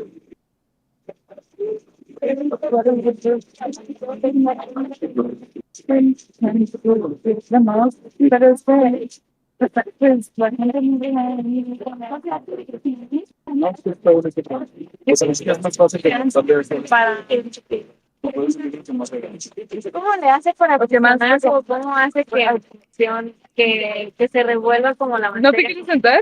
A ver, porque ella es la que te está haciendo esa pregunta. Hello, how are you? Puedes decirle hola. Hola. Yo quiero saber cómo se une como nuestro universo con la materia oscura, o sea, cómo hace que haya como esa unión para que pueda como sostenerse así, o sea, ¿qué hace que se unan? Okay. She wants to know, how does dark matter relate with other matter in the universe? Like, do you know how it works, that it keeps the galaxy together, or is it a mystery? Well, we know it. So when we say keeps the galaxy together, we know it interacts with gravity, and so we can see it pulling and interacting with other things through gravity. But that's the only interaction we've actually seen. We're still trying to figure out what else it does. Ella dice que lo único que saben es que la materia oscura interactúa con el resto de la materia que sí conocemos por medio de la gravedad. O sea, esa es la relación que ellos tienen, pero aún no saben de qué otra manera se relacionan. Pues y es que realmente sería como, si no, simplemente se iría todo, la gravedad es lo único que tiene realmente. Exacto. Solo todo volaría y ya. Exacto. Por eso sí se relacionan, por eso saben que tienen una relación. ¿Y qué pasaría si fuera así? ¿Qué pasaría si realmente, o sea, solamente no existiría nada o solo fuera diferente? Ajá. She's asking, what would happen if there wasn't dark matter? Oh, there didn't exist. If it didn't exist, we would not exist. There would be no galaxies. There would be no stars. Yeah, you need dark matter to make our universe. Yeah. No, dice que tal cual no existiríamos. Si no existiera la materia oscura, no existirían ni las estrellas ni nada, ni las galaxias. Tal y cómo saber cómo llegó la materia oscura aquí. Ni idea cómo existe. Probablemente no. Puedo preguntárselo.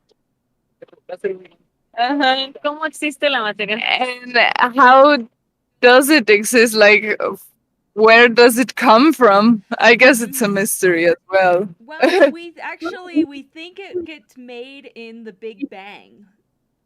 So right there, when the universe first started, right, there was a big explosion, lots of energy, and we think the dark matter was all made during the Big Bang. Yeah. Que sí, que se generó en el Big Bang. And the the further question is, how did the Big Bang originate? We don't know. That's a good question. Rayos, muy bien lejos. No saben. No saben. Ya. ¿Cómo se originó el Big Bang?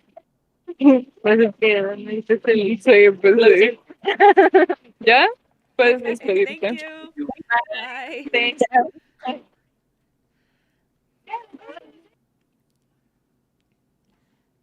Hello. Ah, ella te está viendo. Hi.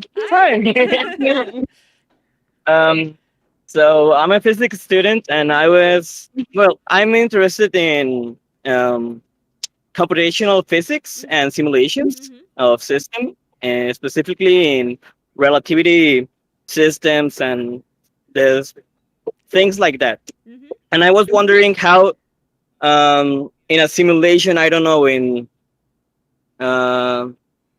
about the expansion of the universe, how does the dark energy or dark matter influences this simulation, or how to compute this phenomena? So yeah, they do simulations of what's called large scale structure. And so there's actually, I think, a team of people at Stanford University that do this.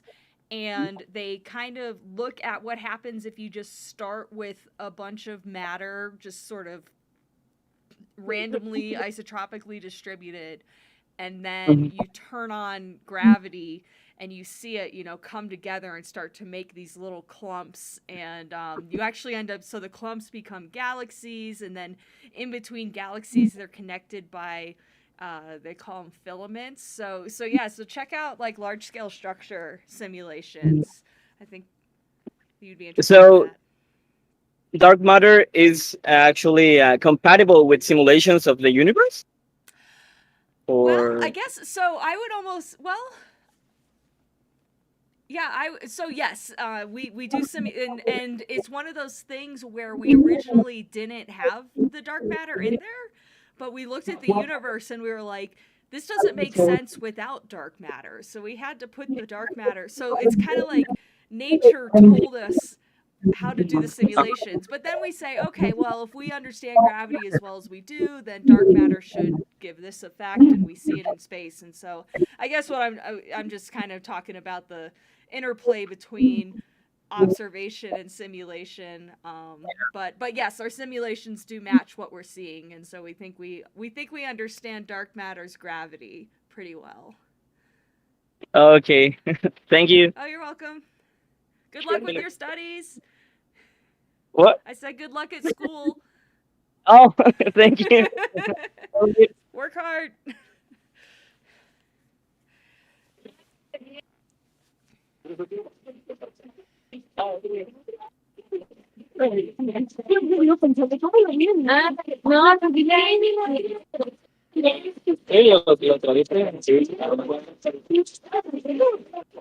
Ay.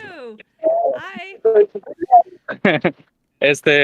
Bueno, es que hace unos días salió como un paper que hablaba de la creación de un agujero de gusano en un laboratorio, creo que de Google, ¿no? En una computadora cuántica. En una computadora cuántica de Google. Y queríamos como que saber la opinión de ella. Hace unos días salió una noticia. Un artículo. Un artículo. ¿Cómo se dice agujero de gusano en inglés? Wormhole. So a few days ago, a paper came out about a wormhole. ¿Fue creado? ¿Se descubrió? The creation of a A creation of a wormhole in a Google in a In a quantum computer. I think I know what you're talking about. He's asking about your opinion about that. Right. There's a fantastic article in the New York Times about it. And so, what I will say about it is that they didn't make a real wormhole, they did a computer simulation of a wormhole. So they made a, it's not like they made it, it only was it, and it was a simulation, but they did it with a quantum computer, which is really cool and has never been done before. And quantum computers are awesome, and I'm glad that we're learning how to use them better. But it wasn't a real wormhole, it was just a simulation. Sí, lo entendí. So that makes me wonder, how does quantum computers work? Or what are they to start? So I don't know too much about them myself, but they so when you have a computer, all of it is done with bits, they call them. So you can either have a 1 or you can have a 0. And then you make a big string of 1s and 0s, and then then the computer says, okay, that string corresponds to the letter A, and so that shows up on your screen. And so there's only so much you can do with only 1s and only 0s. And quantum computers, I'm trying to remember how many bits they have, but they have more than 2 bits, and so there's a lot of different combinations that you can do, and so you can do more powerful calculations with them because it's not just 1s and 0s. Yeah, that's awesome. That was a very good explanation. Thank you. ¿Quieres hacer otro? Thank you. Bye. You're welcome. Bye. Mira.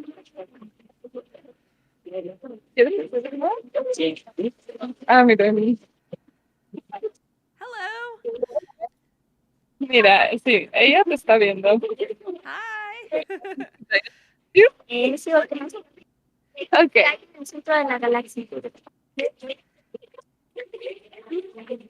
What is... He's asking, what is in the center of the galaxy? Oh, a black hole. At the center. A black hole. Un agujero. No. No me lo sabía, aunque parece un agujero blanco. ¿Por qué dirías que parece un agujero blanco? Porque el centro es blanco. ¿El centro es blanco? El centro de la galaxia es blanco. Ah, tú dices en el centro de la galaxia, no del universo. Ah. Sí, tú me preguntaste eso. Ah, ok. Entonces, pero el universo no tiene centro, ¿sí? And another question would be, what is in the center of the universe? At the center. Right. No, I don't think the universe has a center. Yes, that's what we thought. Although, if there was a Big Bang, why wouldn't have it a center?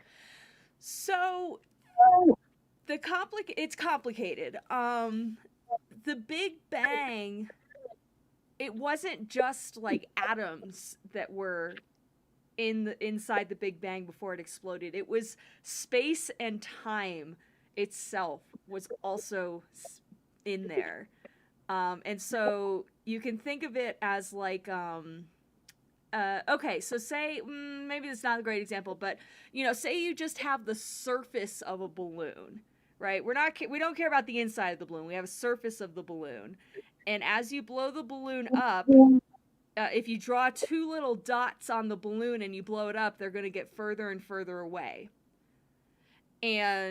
But you wouldn't say there's a center. Working to create a vision or vision. I don't know if that makes sense. That's a bad analogy. But. It does.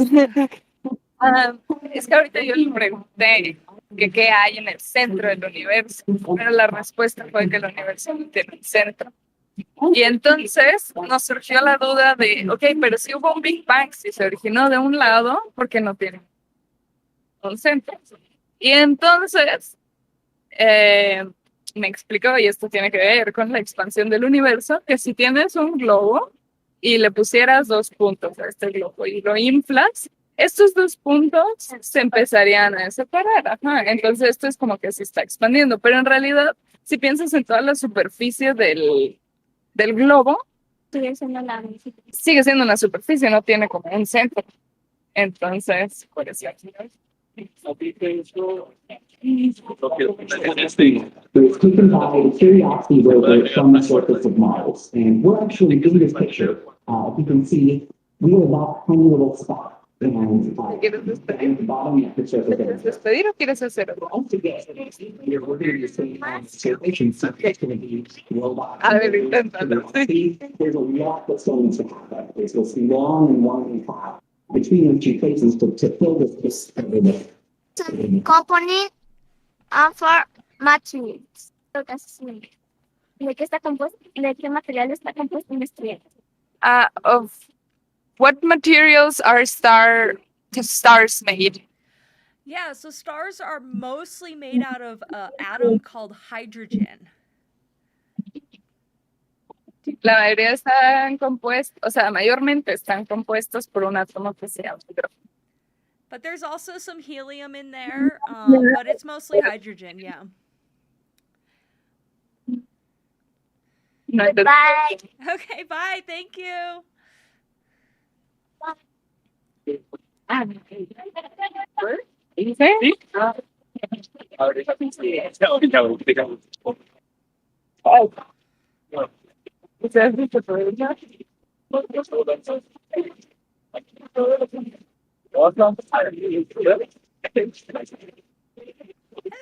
Hi. Hi. Hi. How are you? I'm good, thank you. I'm really glad to hear that. Well, I have a question. I was wondering, due to the resource overexploitation of the Earth, I've heard that a lot of planets in the universe has a lot of materials like gold or silver or iron. And what will happen if we, instead of using those Earth resources, we start using the other planet resources? How would that affect the Earth?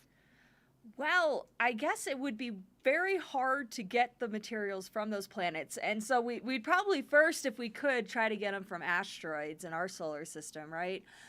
But yeah, I mean, it would be like having an infinite supply. And so it's not like you have to worry about running out of asteroid material. But what you do have to worry about is like getting your spaceship to the asteroid, drilling that's going to be all that infrastructure. That's going to be the tricky part. But yeah, there's basically an infinite amount of stuff out there. Like you said, we just have to get to it. Oh, that's great. All right. Thank you. You're Have welcome. a great Yeah, good question. day.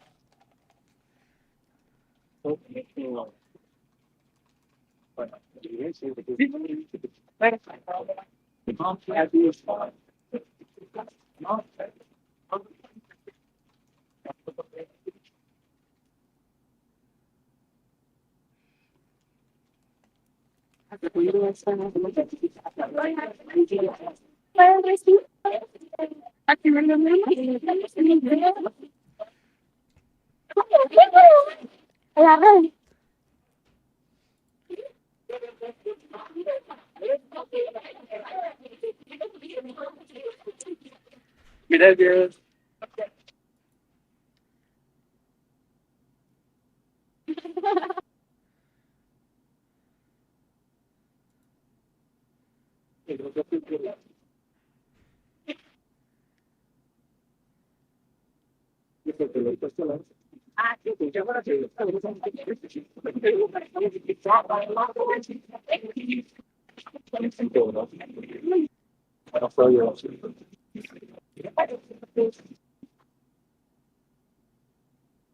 Hey there. Hello. Sorry, I clicked on the dancing. Okay, I'm done dancing. Hey, I was wondering what would happen if there wasn't any dark matter? Like if there would be any consequences that we know? Oh, well, if there never was dark matter, we would not be here. There would be no galaxy, be no stars. Dark matter is kind of important to the whole structure of our universe. If the dark matter were to go away right now, honestly, for you and me, it wouldn't make that much of a difference. But in the scale of, millions of years, the galaxy would fall apart. But we would be okay. We would die before that happened. So. Okay. It's great to hear that. I have another question. Is there like a method, a device, or something like to detect if dark matter is, I don't know, maybe stronger in some parts? Or is there a way to detect it? Yeah, so we see it through gravity right now. So dark matter has gravity. And so, yeah, if you have more dark matter closer together, like so denser dark matter, then you have more gravity. And actually, so at the center of the Milky Way, the dark matter is denser than it is out here. And so, yeah, so there's more matter there. So if you were in the center of the galaxy, the gravity from the dark matter would be stronger. That makes sense. Okay. Yeah. Okay, so the density, it is measured by the gravity, right? Yes. Yeah. Okay, thank you. Yeah, you're welcome. Good questions. If you were to say something else, please. Science is awesome. I love being a scientist. So anyway, I guess, yeah. Okay, thank you so much. Thank you. Hi, Andrea. Hi, thanks for translating, by the way. You're welcome. Well, I've been hearing you, and I wonder how the perspective of the universe changed when the astronomers discovered the dark matter. Oh, it just completely changed everything. Yeah, let me try, because actually, so back in the day, the first evidence for dark matter was by a guy named Zwicky, ZWI, something like that. But he was looking at the Coma cluster. So it's this cluster of galaxies, and he was measuring their velocities, and then he was trying to figure out, how much gravity is in the system, and there was needed to be more gravity than he could see. But, even then, now we know it's because they weren't accounting for dark matter. But even, Zwicky, he thought, well, there's, it must be invisible gas or something. And so, but yeah, because then the other thing about dark matter that's crazy is that it's not made up of, protons or electrons or atoms like us. It's made up of something completely different. And so we know that there is, we call it new physics. So there's the physics that make up our bodies and, our world, and we understand that, but then there's this physics out there that we don't really know anything about. And so dark matter was like one of the first pieces to tell us that we're missing a big part of our understanding of physics. There's this stuff out there that we know nothing about. Anyway, so that was, it changed everything. Okay, well, thanks. Okay, yeah, thanks. Hello,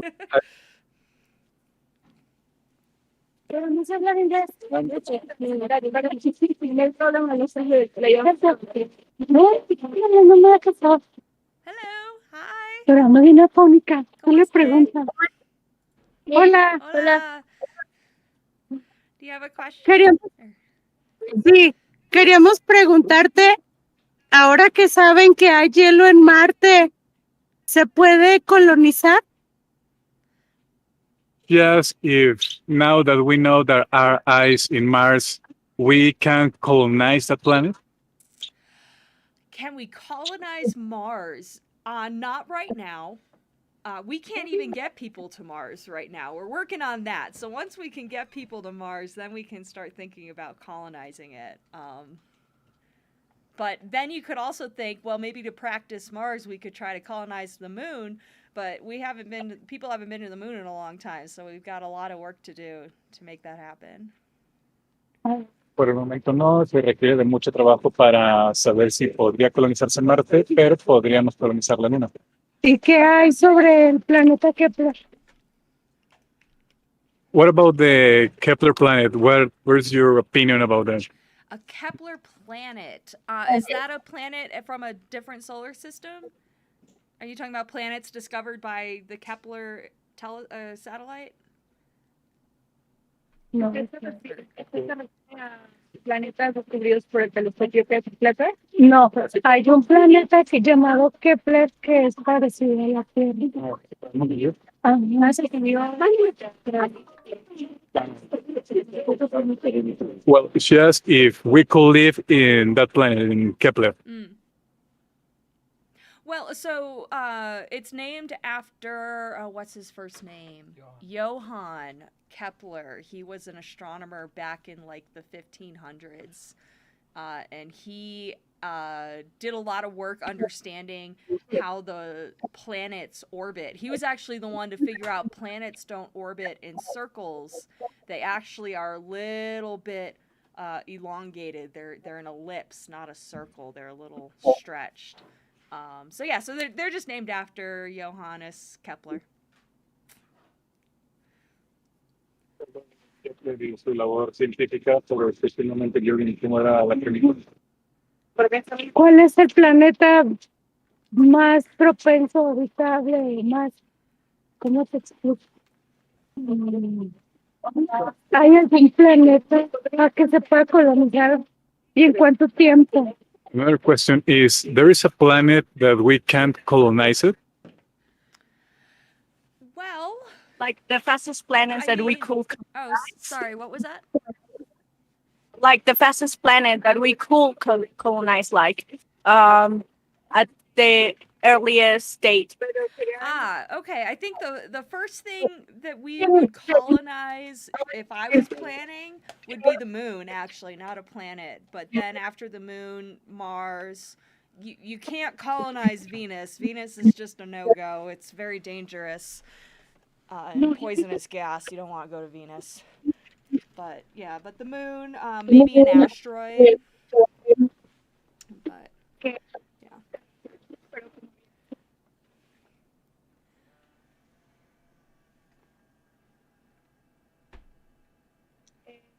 Y después de eso sería Marte o incluso algún asteroide, que por ejemplo Venus es muy peligroso y no se podría colonizar. Muchas gracias. De nada. Hasta luego. Adiós.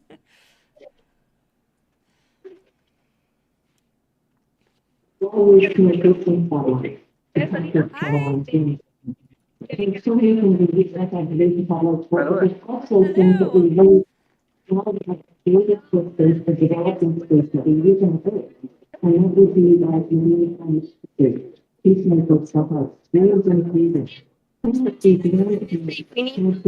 posible que en otro planeta similar al nuestro se formen seres idénticos a nosotros, o sea, otros seres humanos? If the planet is technically or probably infinite, is there a possibility that there is a planet where it's like a copy of Earth, and that there are like beings that are exactly as we are? So we have seen Earth-like planets, actually. We've discovered them. So we know that there are planets out there like Earth. Now, we haven't seen any aliens from those planets, but I think that, yeah. So anyway, yeah, so we've seen planets like Earth, but we haven't seen life like us yet. But I think that as far as, life outside of us is almost, is very, very likely. But we don't have evidence for that. But we do find Earth planets. Is it very likely or not very likely? I didn't understand. Oh, I think it is very likely that there are aliens. I think, personally. Perfect. Yeah, we do.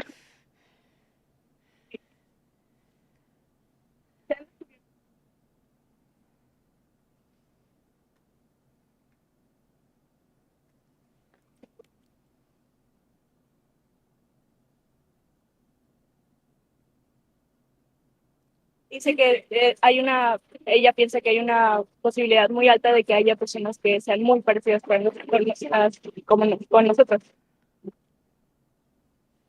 All right, thank you. Gracias. Hello. Hello. We're ready. La...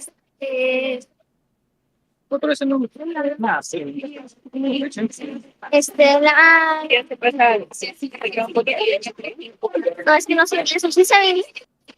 Ella habla inglés, pero quiere se te puede ayudar. Una estrella puede tener en la tiene la mayor tiene el poder de tener una luz tan potente que puede desintegrar el planeta. Que se puede desintegrar un planeta. His question is if a star has the power specifically of like light that it can destroy a planet.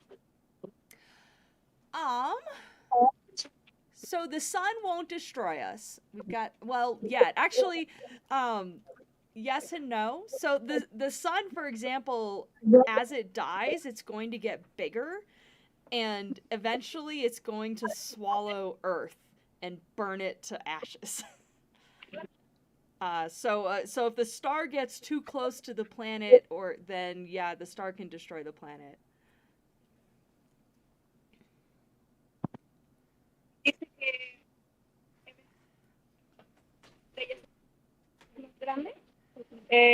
Puede ser que llegue a absorber algún planeta, porque cuando se van haciendo más viejas las estrellas, tienden a ser más grandes. Que lo mismo podría pasar así como con el Sol y la Tierra, algo que vaya a pasar como mañana o en muchos años. O sea, tienen que pasar muchos años para que llegue a este momento. También otra pregunta de qué es, por ejemplo, si un planeta desviado de así de planeta solitario, no sé cómo se llama,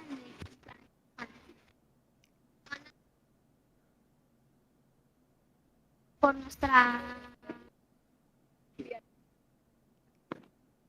en el sistema solar, en nuestro sistema solar, que pasa cerca de la Tierra y como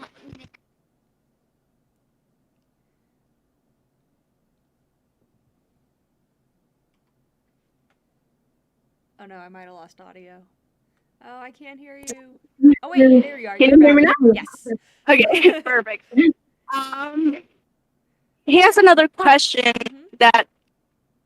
Okay, how can I put this? So, he knows about some planets that he thinks that is called like phantom planets that are not exactly part of our galaxy or solar system, but that they can pass near the Earth, for example. His question is that if there is a planet that is like really near to Earth, but like a big mass, can it like make the Earth move its trajectory or like something like that? Right. Yeah. So I call them rogue planets. Is the phrase I would use. But yeah, so the planets that are just kind of off on their own. Unless it hit directly, if it was a direct hit at the Earth, then yes, it's going to cause a change. But other than that, it would have to be very, very big, very massive to have enough gravity to disturb Earth. Was that the question?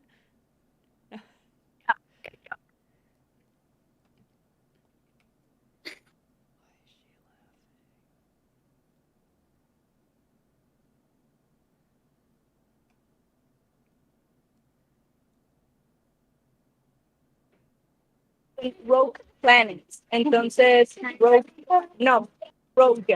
es con G, así que son de los planetas que salen como, literalmente que salen como de lo normal.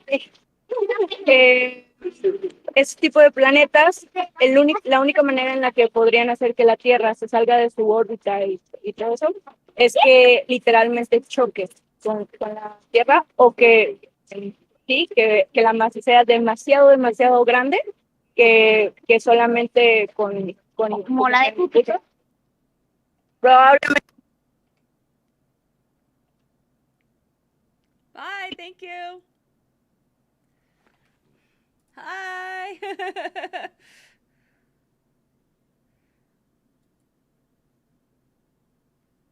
Hi. How are you?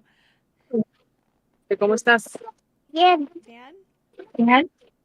Bien, gracias. bien, gracias. ¿Qué le vas a preguntar? Ah, no, no, no.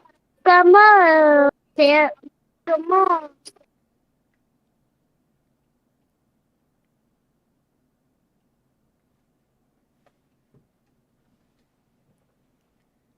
His question, sorry, her question is, how are stars formed? How are they created or formed? Well, you start with, say, a bunch of atoms, a bunch of hydrogen, and those atoms all have mass, so they have gravity. So the short answer is gravity. And so the atoms all start to come together. And when they come together, they get hotter and hotter. And eventually it will ignite and become a star if it gets close enough together. Okay, how would you explain atoms to a kid? How would I explain atoms to a kid? I guess you could just say that you take a lot of gas. Tell her you take gas, but then you smush it together, and so you use gravity to smush it together. Does that maybe gas is better than atom? Okay. Yeah. Okay.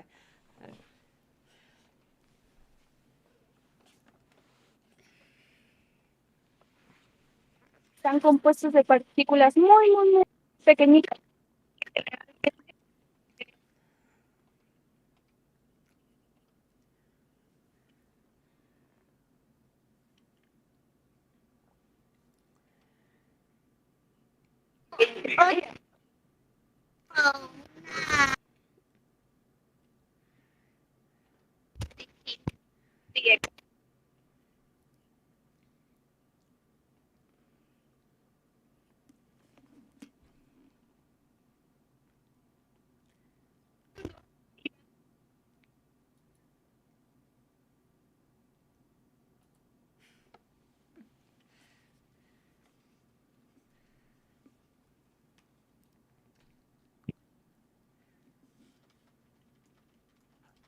Y esto hace que con la gravedad se vayan creando las estrellas, se van a formar las partículas y al final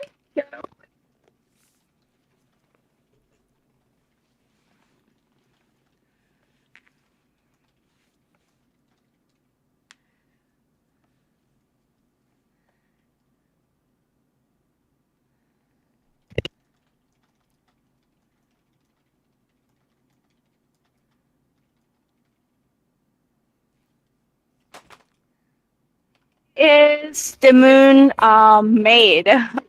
Like, how do you make a moon?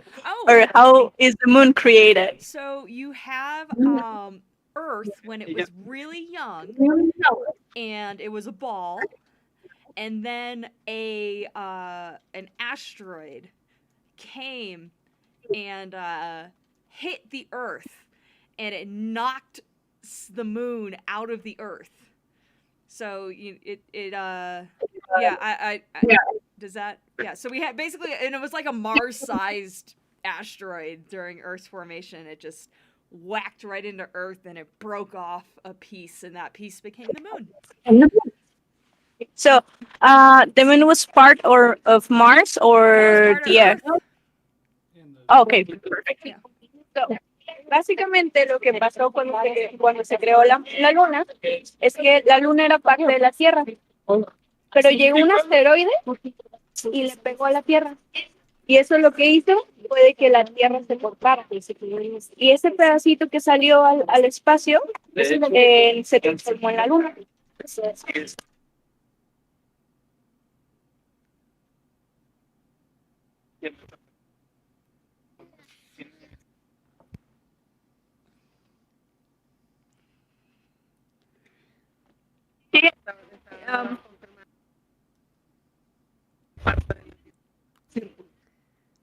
Sí, soy círculo, más bien quieres saber. Okay, perfecto. She wants to well, when the moon, like when the asteroid hit the Earth and the moon went to space, how was the circle or like the sphere created? Right. And the answer to that is gravity. So when something has enough mass, everything keeps pulling in, and it all pulls in the same, and eventually it smooths out and becomes a moon. It's kind of like, you have Play-Doh and you roll it in your hands, it just naturally forms a ball. Okay, perfect. Thank you. Básicamente, cuando se salió el pedazo de la Tierra y se fue al espacio, lo que pasó es de que por la gravedad se empezó a como amasar, como cuando juegas con un pedazo de plastilina y le vas dando vueltita, así se fue haciendo por la gravedad que había alrededor y adentro. ¿Listo? ¿Listo? ¿Cómo se dice? Fuerte. Gracias. Adiós. Given the timing of people, the energy is separate. A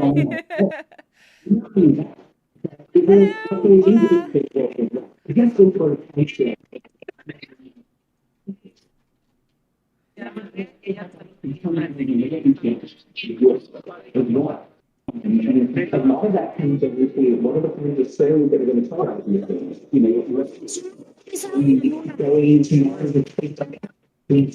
Why haven't we like gone to Earth? Like, why don't we go anymore? Like go to the moon? Yes. Yeah. It's hard and expensive. And expensive? It's expensive, yeah. It costs a lot. Lots of money.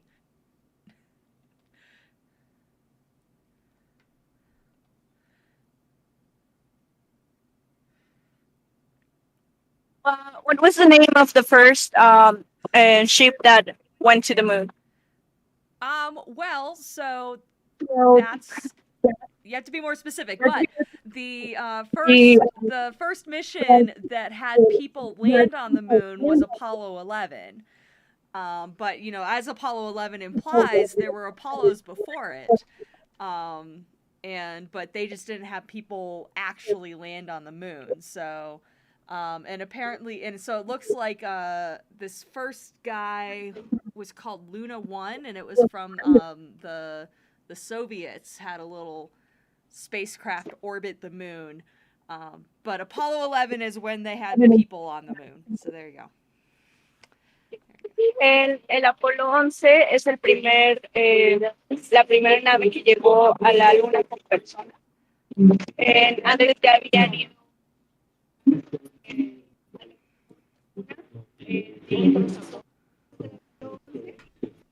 incluidos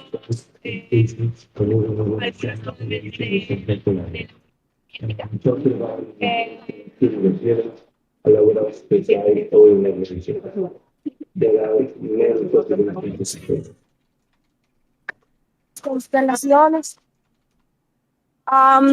How are constellations identified? Well, I mean, I guess with our eyes, but like, we just made it up. Our ancestors saw pictures and started giving them names, and we still use those names. Okay. Básicamente con la observación. O sea, viene desde hace muchos años.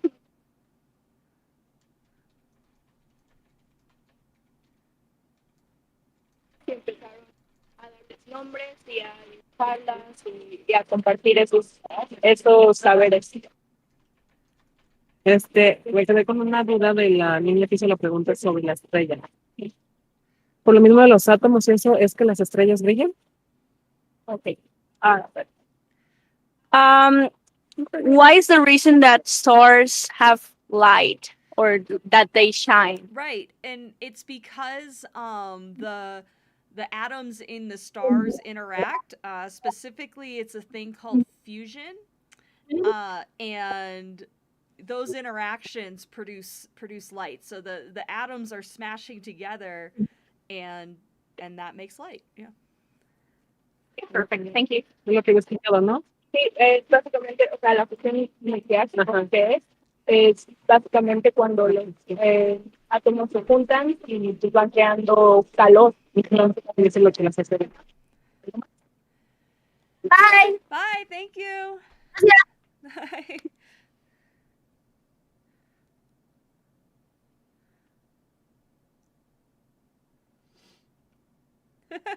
Don't be shy. Okay. Can always come back. Okay. Yeah, it's okay.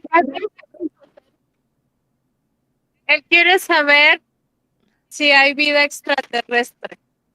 He wants to know if there is like aliens. Yeah, probably, but we don't have any evidence yet. But I think there are.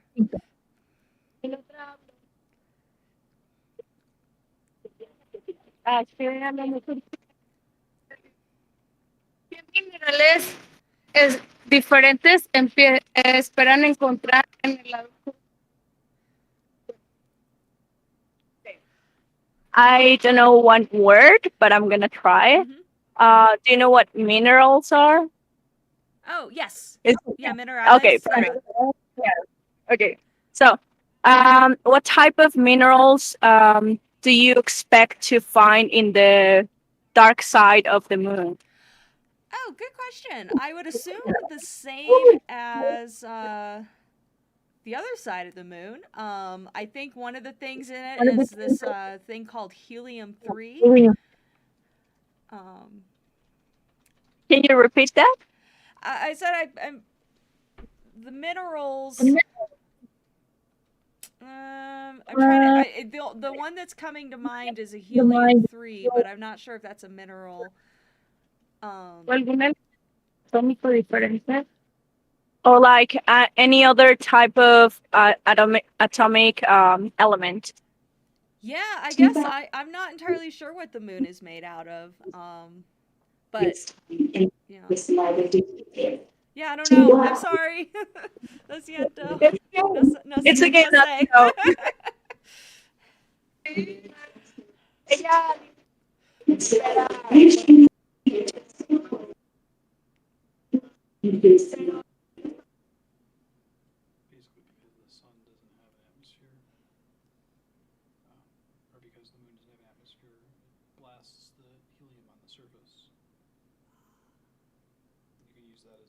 She says, thank you and bye. Muchas gracias. Adios. Adiós.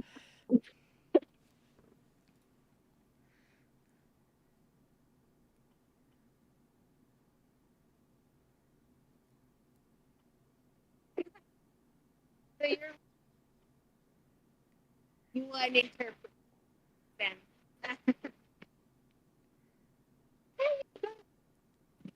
Hello. I want to ask you some more. I'm Has. Hi, nice to meet you. Thank you. Nice to meet you too. I'd like to ask you some more generic questions like, who do you think is the greatest scientist to have ever lived? Ooh.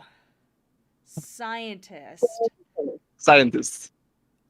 You know, I am actually a big fan of Johann Kepler. Miss Kepler. Oh my God. Yeah, and the reason he comes to mind is because there was all this data that the guy before him named Brahe, Tycho Brahe. So Tycho Brahe was this older guy, and he had all this data, and Kepler wanted to go work for him, and Brahe hated Kepler. And he wouldn't let him have his data. And so when Brahe died, Kepler stole the data. And he did some amazing things with it. And so he kind of like, took the initiative. So I'm just glad that he didn't let Brahe being mean to him stop him and like make some huge discoveries for astronomy. So anyway, Wow. so I like Kepler. Kepler is cool. Yes. Yeah, big fan of Kepler, and all that thing about his personal history, how his mom died in a witchcraft trial. Oh, really? I didn't know that. Wow. It's really hard, and yes, his personal history is it's astonishingly hard. Yeah. Yeah. I have another question. What is the book that you have gifted the most to friends, family, anyone? Oh, a book? Yes. Let's see.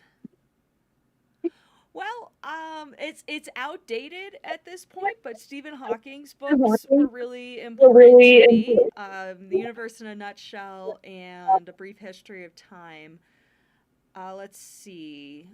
Another book that I personally find interesting, just because I'm also interested in Buddhism, is a book called The Universe in a Single Atom, which talks about things that Buddhist philosophy and physics kind of have in common. They're answering similar questions and how they answer them differently. So if you're looking for something that's a little more philosophical, I would recommend that one. The Dalai Lama wrote it.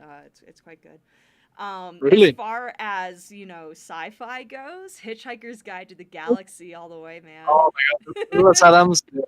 Yes, exactly. Yeah. What is the meaning of the universe then? Oh, 42. But Oh. but the question is, what's the question? What is the question, right? We need a 10 million year computer to know that. And then the question's like, what do you get when you multiply 6 by 8 or something like that? Yes, it better is not. If you could have, metaphorically speaking, a giant billboard, so millions or maybe billions of people could see it, what would you put on it? Ooh. Like a message, it could be like an image or maybe a phrase or. Well, if it was I would put the deeps what's it called? I'm blanking on this. The Hubble image, they updated it with the James Webb Telescope, the deep field image where it shows all the galaxies. I would do that image and then the words "be kind." Be kind. Be kind. Why? Why? Someone asks here. Why be kind or why the galaxies? Because people should be nice.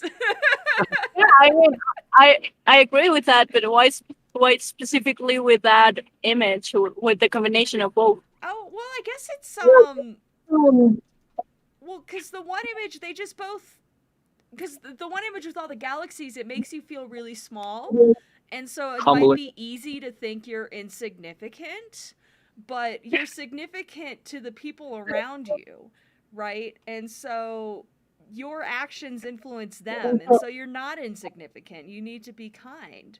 So anyway, so it might be like, oh, you think you're insignificant and it doesn't matter, but just then I would remind them, like, no, you still need to be nice. Yes.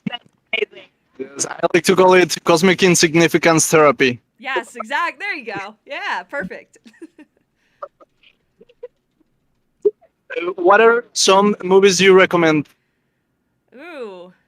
Let's see. So like space movies. I don't. Well, as far as a recent movie, I really liked Everything Everywhere All at Once. I don't know. Yes, it's really. It's everything everywhere all at once. Everything Yes, it's Everywhere really All at good. Once. Yeah, that one was really good. I was just rewatching with my nephew The Matrix, and I forgot how good that movie is. Yes. I did rewatch it the other day, and it's really good. It's really good. Better than I remembered. There's a cartoon movie called The Emperor's New Groove. I don't know if you've heard of it. It's a Disney movie about a talking llama. It's hilarious. Yes. Las frutas del emperador.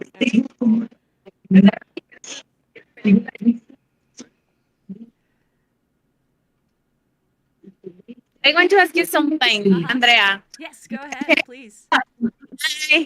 Is it now that you mentioned movies? It's because I'm a huge movie fan. Mm-hmm. How have you watched the movie Interstellar? I have, yeah. Okay, Is that scientifically accurate or not? So it depends on what part you're talking about. But they did like the simulation of the black hole, gargantuan. Is that what it was called?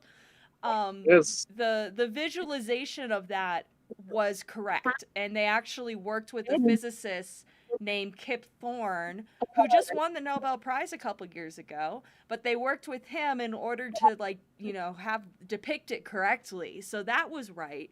But like once you start going inside the black hole, we don't know. And so, they have creative license. They can but they did the movie people wanted to have the characters go faster than the speed of light, and the physicists were very clear. No. Nothing goes faster than the speed of light, so they didn't do that. Okay. Yeah, but they also got like time dilation. So you remember they go on that one planet and time is different. That's a physical thing. That's a real thing. Okay. So yeah, so they got a lot right, but once you go inside a black hole, no one knows. So you just kind of use your imagination. And the part that like the multi-dimension part when the dad uses the books to communicate with her daughter, is that possible? Well, that's the inside the black hole part. So, yeah, it's that nobody knows. Exactly. That's good. I always wanted to know that because I watched this video about a physicist precisely talking about how accurate Interstellar was, because I'm not a scientist. I'm not even close to that. I admire people like you who had the mind to do it, to get to know science, like the core science. But I have never had the mind to do it. But anyway. I mean, I don't know numbers, but I want to know more. That's what I am interested in, movies like that. Yeah. Well, and it's interesting because I use numbers, but science, at least when you're a researcher, it requires a lot of creativity. It's not just number crunching, because you have to be creative and come up with new ideas. Yeah, so that's one of the things I really like about it is, yeah. So. Not much about the numbers, but more about the research part. What was that? Sorry. Not much about the numbers, but more about research and creative things. Exactly, yeah. Very good. Yeah. Well, thank you, Andrea. Oh, you're welcome.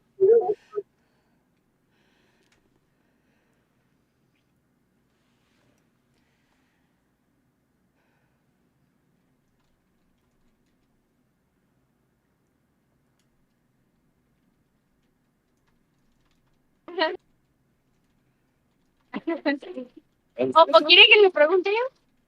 ¿Sí? Ok, venga, porque yo ya pasé. Hi. Hola. Hi, ¿cómo te llamas? My name is Priscilla. Priscilla? Yes. Yeah. Hola, me llamo Andrea. Nice to meet you.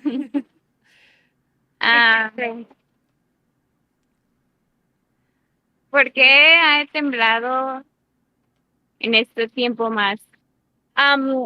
Priscilla wants to know if there's a reason in particular why we have a lot of earthquakes recently. Do you know something about that? Oh man, that is outside my area of expertise. Dice que no es como su área. No sé. Well, is it possible? Is it possible that gravitational waves affects the search of earthquakes? So probably, I mean, I'm pretty sure no. A gravitational wave is such a small thing. Like the way that they oh, sorry, right, you have to translate. Yeah, so gravitational waves are really small and not very strong. Okay. Él pregunta si las ondas gravitacionales afectaban y por si puede temblar. Dice que no. Son tan chiquitos que no afectan nada. Así es que no, el espacio no afecta a los temblores. Es interno. Por ejemplo, ¿hay alguna otra de planeta que hayan descubierto vida como la Tierra? Okay. Que tiene antecedentes. Okay. Also, they want to know if there is a planet that has similar characteristics as Earth in another planet of the universe. Have you discovered that? Well, I haven't discovered it, but yes, there's lots of them. We've been discovering many planets. They're really, really far away, so we can't really get to them. But yes, there are Earth-like planets, lots of them. Have you found life on them? No, unfortunately. Animales similares sí, pero sin vida. O no hay todavía registro de vida hasta el momento. En otra pregunta ella me dijo que ella creía que personalmente que había vida en otro espacio, pero no hay indicios todavía. Okay. ¿Algo más? ¿Quieren preguntar? No. Okay, pues ya. Thank you. Adios. Bye. Again? Sí. Go. You're back. Hey, Andrea. Hello. Do you believe in God, or are you religious or some kind? No, I'm an atheist. You're an atheist. You're not agnostic. You're atheist. Yep. Okay. Yep. Yeah, I was agnostic for a while, but I've thought about it, and yeah, I think I'm more atheist than agnostic. Why did you decide to dedicate your life to physics? Well, I always liked science, and when I got to college, the classes got really hard. So I was thinking about, doing something else. But then I started doing research, and so, I tell people that, you in class, you have the answer in the back of the book. Someone's already solved it. You're just learning, what they knew. And research is completely different because you're solving problems and questions that no one's answered yet. And so it requires a certain level of creativity. And I really liked that. And so I struggled through my classes because you have to do the math and you have to learn the scientific principles. You have to know all that. But I fell in love with research when I was in college. Yeah. What do you research currently? Oh, I look for signals from dark matter interactions from space, so specifically gamma rays. I look for gamma rays from dark matter. Haven't seen any.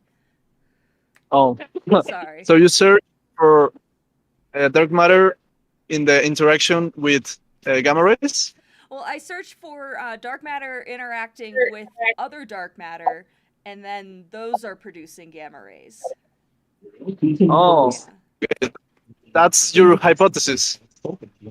Yes, that's the hypothesis, is that when two dark matter particles hit each other, they annihilate and create gamma rays. That's the...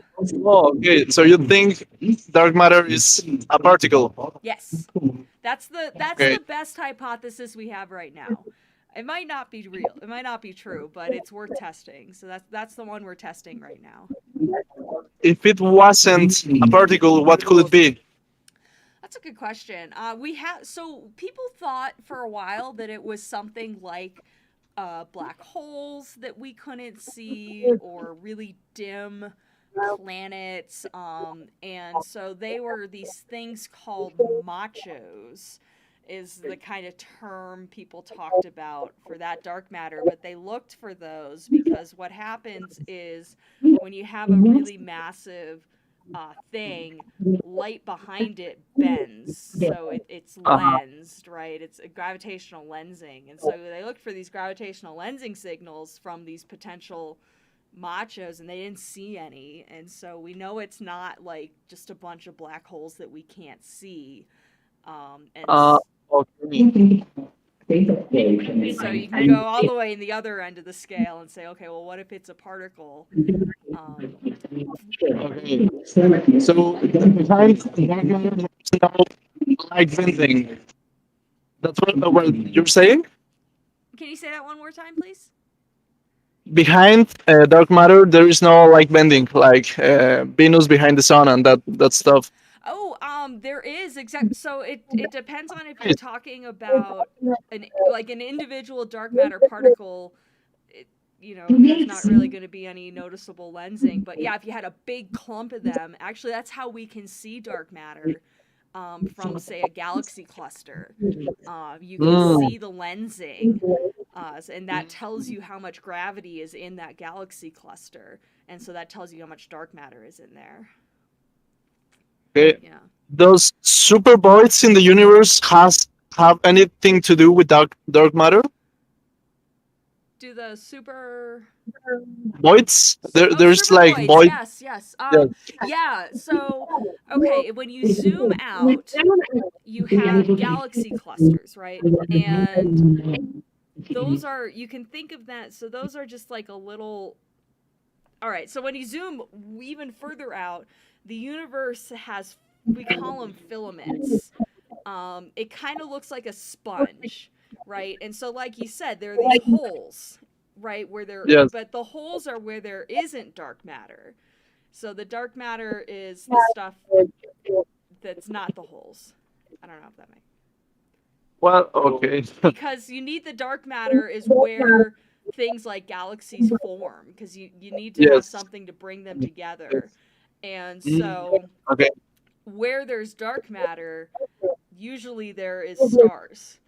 And Okay. right, and See. so if there's no stars, if there's a void, it's because there's no dark matter there. Oh, I see. Yeah. I see.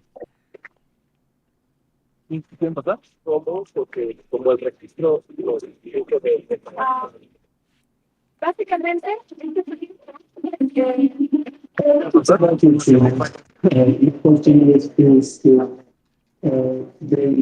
What is the difference between dark matter and dark energy? Lots of things are different. Really, the only thing they have in common is that they don't emit light. But dark matter has, gravity, so dark matter pulls things together, and dark energy, we don't know what that is, but it's pushing things apart. So they're kind of, they're almost. So like dark energy is what is expanding the universe? dark energy is expanding the universe. Yeah.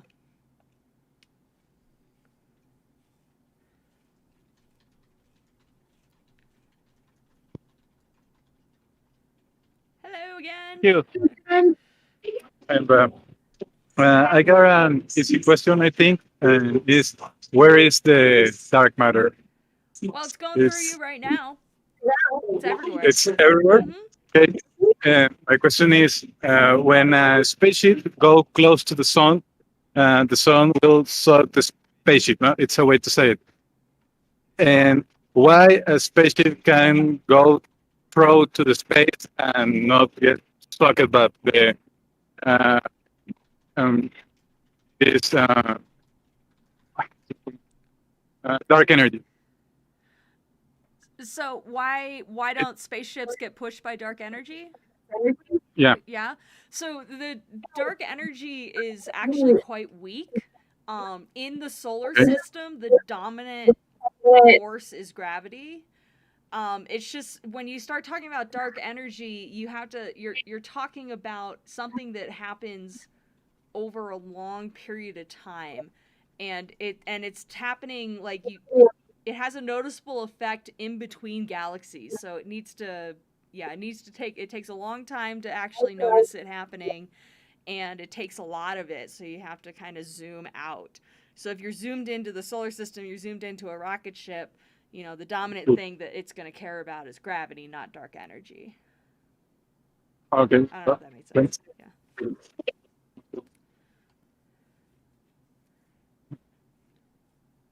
See. Hello. Do you have a favorite theory of everything? Favorite theory of gravity? Well, I mean, Newtonian gravity is doing a really good job.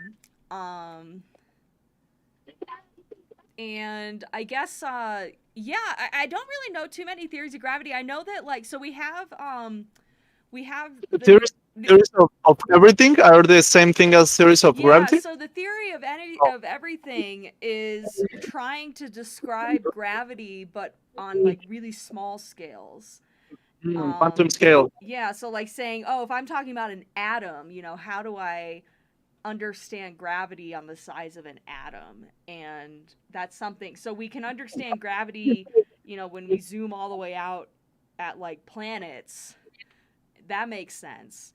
And then you can use particle physics to understand particles and atoms and things like that. And then being able to do both at the same time, you can't do that yet. No one that would be the theory of everything, being able to do gravity and particle physics with the same theory. And we don't have that yet. So if you come up with it, you'll get a Nobel Prize. Yes, so true. Thank you so much for everything, Andrea. Oh, no problem. Happy to be here. Been getting some really good questions.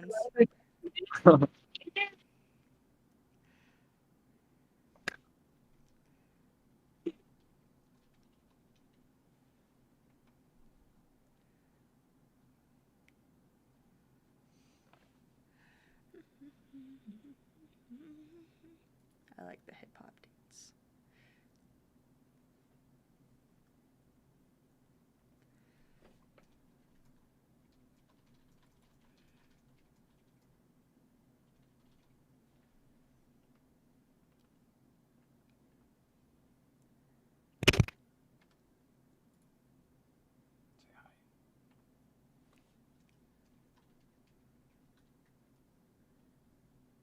Oh, hi. I'm supposed to say hi.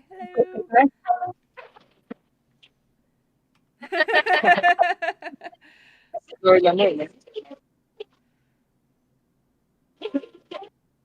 Are you dancing for real, or is just the avatar? It's just the avatar.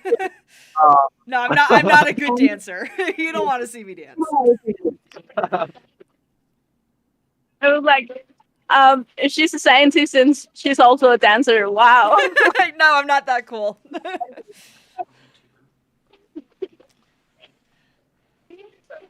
Mira,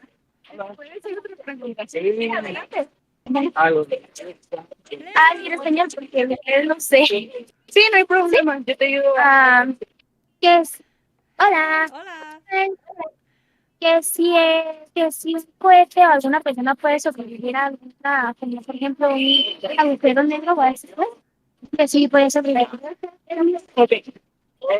Her question is there a possibility that a ship can survive a black hole? Oh, yeah, I think so. So it kind of depends on if you're asking the people in the ship or if you're asking the people watching the ship. And so I think if you're in the ship, even if you cross the event horizon, I don't know, you might get stretched like spaghetti and die. We don't know, we've never done it before, but if you're on the ship, it might be okay. Actually. Okay. Básicamente dice que nunca se ha hecho, pero que tal vez pueda haber una posibilidad de que si estás en la nave lo puedas hacer, pero que si estás fuera de la nave, tal vez el hoyo negro te absorba y te haga como un espagueti y fuera. Okay. But yeah, it does have a lot of gravity, and so you'd have to figure out how to not get crushed. But if you had a really good spaceship, maybe. Yeah. Okay.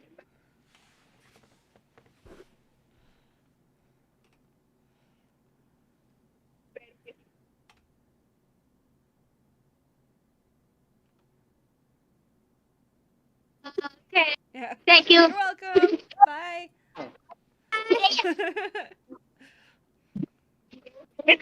Yo te acompaño.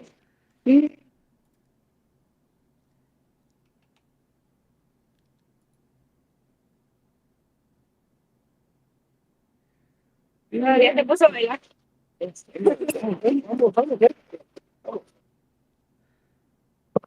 Hi. How are you? ¿Cómo estás?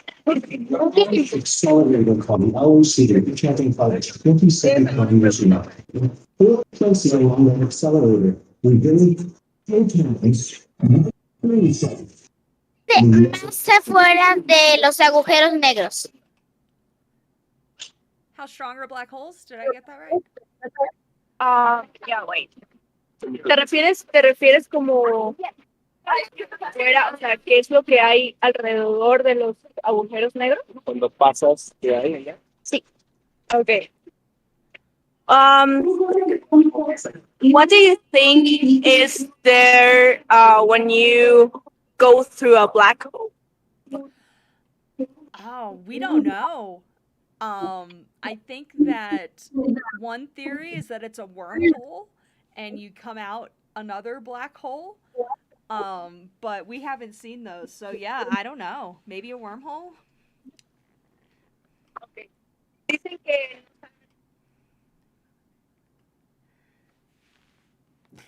que hay, bueno, que hay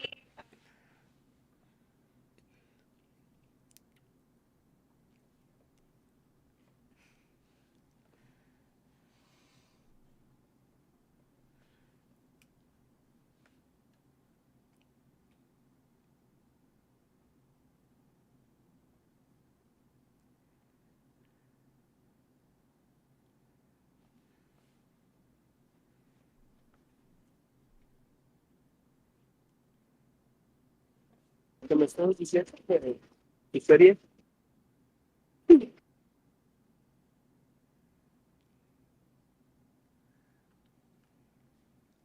Cierto que Galileo Galilei descubrió que la gente decía que el sol estaba donde estaba la Tierra y la Tierra estaba donde estaba el sol. Is it true that Galileo Galilei discovered that the Earth wasn't the one that yeah, Yeah. exactly. Yeah, so Galileo, he discovered that small things orbit around big things. And the way he discovered that is by looking at moons of Jupiter. So he looked at Jupiter and he saw these little spots that were Jupiter's moons, and he saw them going around Jupiter.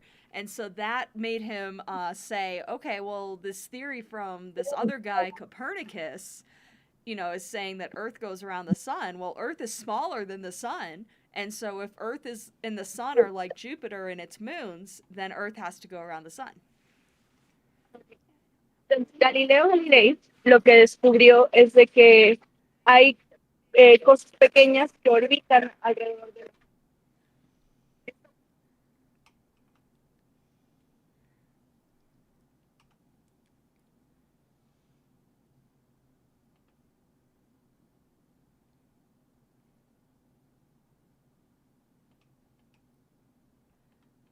eso le hizo pensar, bueno, si esto es lo que está pasando, entonces tal vez en nuestro sistema solar.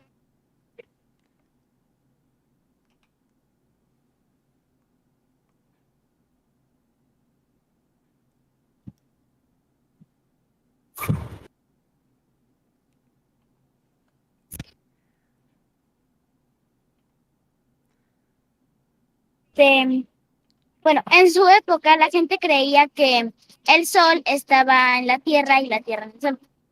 Bueno, sí, donde estaba.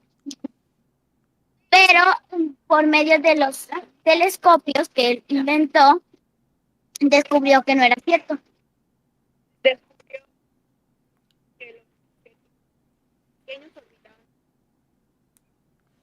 y eso le hizo pensar que entonces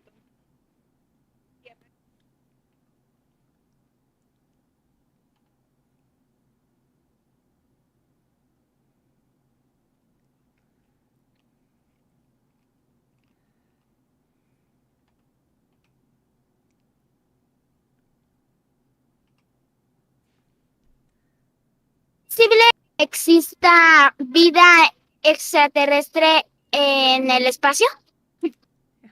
Is there a possibility that, yeah. Probably, but we haven't seen any yet. Ok, probablemente, pero no se ha confirmado nada y nunca han visto.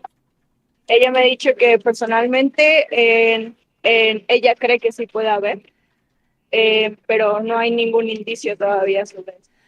Now, another thing that's part of that is that it'll be very hard, if we find aliens, it'll be hard to talk to them because nothing travels faster than the speed of light.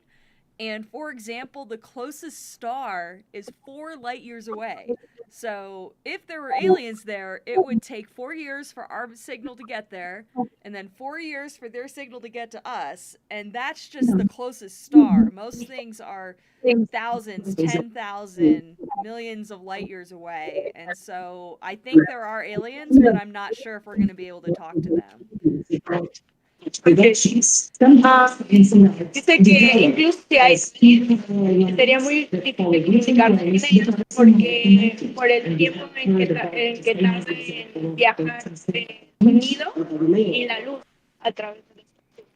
Por ejemplo, la estrella más cercana está a 4 años luz, lo cual quiere decir que nos tardaría, para enviar un mensaje se tardaría 4 años en llegar y para recibir un mensaje 4 años en recibir. Y eso nada más en la estrella más cercana. Entonces, lo mismo pasa con planetas que están mucho más lejos, estrellas que están mucho más lejos. Es el tiempo que nos tardaríamos en recibir y enviar. Como la de Lightyear, ¿no? She says that is it something like in the Lightyear movie? Oh, I Something haven't like that. seen the Lightyear movie. Yeah. Oh, like the Buzz Lightyear movie. Yes, yeah. He's named after the Lightyear. Yeah, Lightyear is it tells you it's a distance, right? It's like a kilometer or a mile or some unit of distance. But yeah, they named Buzz Lightyear after that. Amazing! I didn't know that. Yeah, and Buzz I think is from Buzz Aldrin, who was the second man on the moon. Oh my God, that makes sense. Okay. Dice que sí, básicamente que sí. Y como fun fact, es posible que a Buzz Lightyear lo hayan nombrado así por uno de los primeros hombres que caminaron en la luna. ¿Por la luna o más de que no sé. Algo así.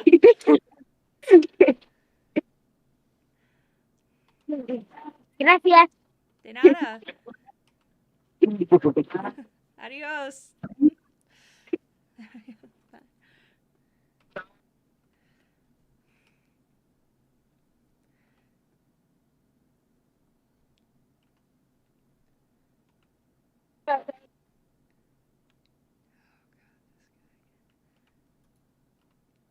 Hello. Preguntar de los agujeros negros, de cuál es su similitud entre la teoría de los agujeros de gusano y los de agujeros negros. Okay.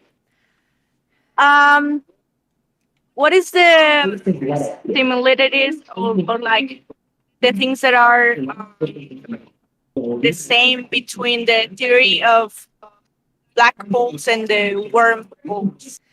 I think you said something like that. Okay. The terms. Yeah, so right, black holes they warp, they distort, they bend space-time.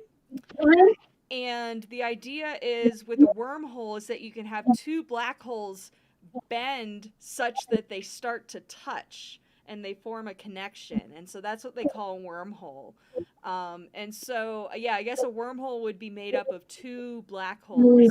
We have not seen wormholes. We've only seen black holes, but that's how they're connected. Okay, basically, if I remember correctly, like the theory of wormholes is that one part or one side is the one that it like sucks you in, and it's spits you out. I don't know how to. Yeah. I think that's the theory. Yeah. Okay, perfect.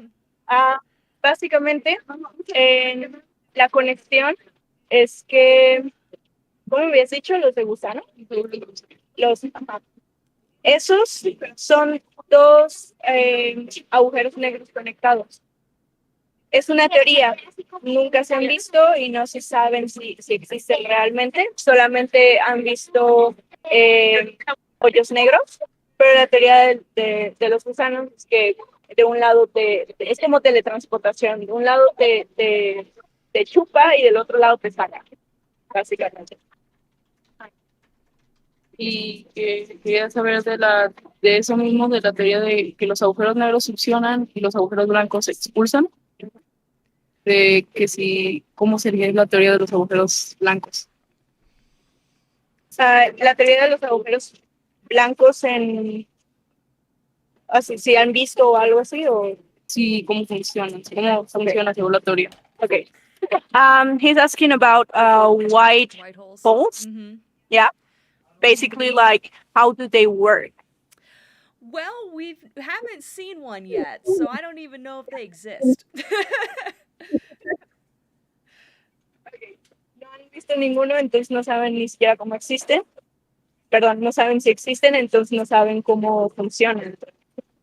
Sí, y la última pregunta era, ¿es difícil estudiar astrofísica y es fácil de entender? Is it difficult to understand and study astrophysics? I mean, yeah, it's challenging, but I work with a lot of very smart people in a team, so you're not alone. And you know, some people know things that I don't, and I know things that they don't, and so you know, we all kind of work together. So none of us are, you know, we're not Einstein. Most of us, you know, I'm not Einstein, and so you know, I'm not that smart, but when we work together, we can get some pretty cool things done. Okay, perfect. Básicamente dice que hay procesos que hay cosas que son difíciles de superar, pero lo padre es de que siempre hay personas generalmente cuando trabajas en equipos de campo y tal vez puedes llegar a saber cosas que otras personas no saben y esas personas pueden saber cosas que no saben. Entonces siempre es como una comunidad de ideas y es lo padre. O sea, que ninguno de ellos son Einstein, pero juntos pueden hacer cosas padres. Yeah. Gracias. Okay. Gracias. Bye. Thank you.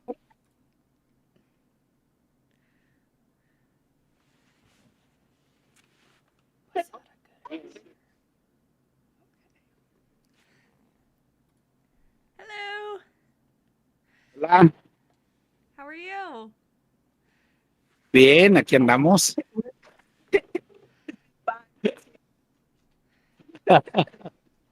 O sea, sí lo entiendo, pero no lo hago. Y la pregunta es si hay prueba suficiente de que haya vida en otro planeta además de la Tierra. I was gonna say you already know my answer. Yeah. So, right. Are there aliens? Right. That was the question.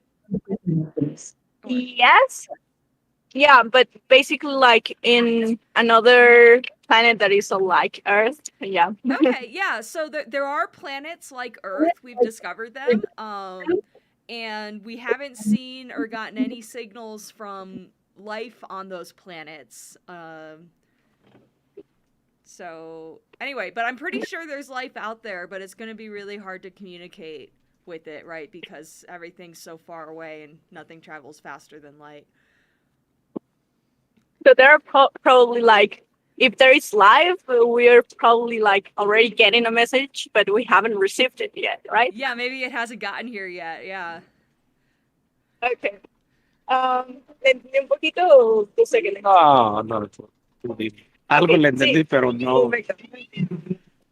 Básicamente, no se ha comprobado nada de que haya vida en otros lados, pero personalmente ella cree que sí hay.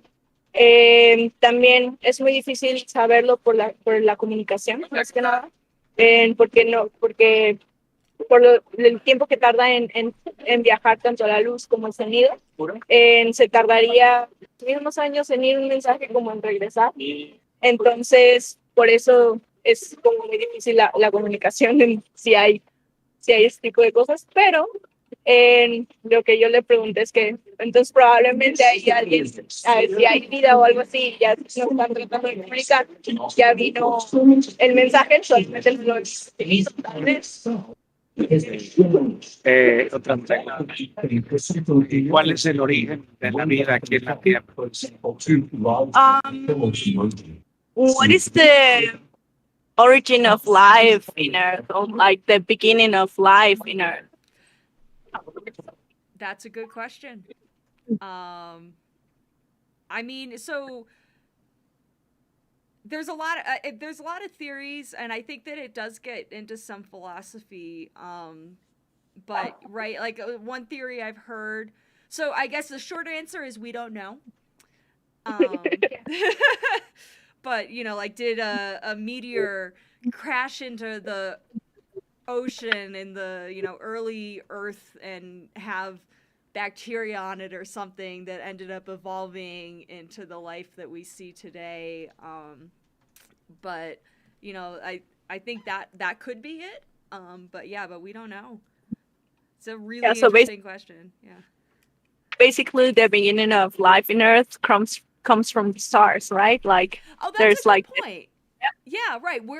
Right. There was a star before our sun. Actually, our sun is the second star where it is, and that other one, made all of the atoms that make up you and me. So yeah, exactly. It went supernova and made heavy metals.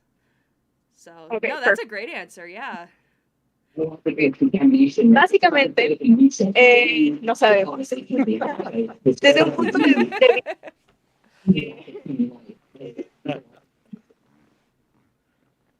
es como se cree que viene de las estrellas por medio de un asteroide que llegó a la Tierra y se fue en el mar y traía bacterias y de ahí se...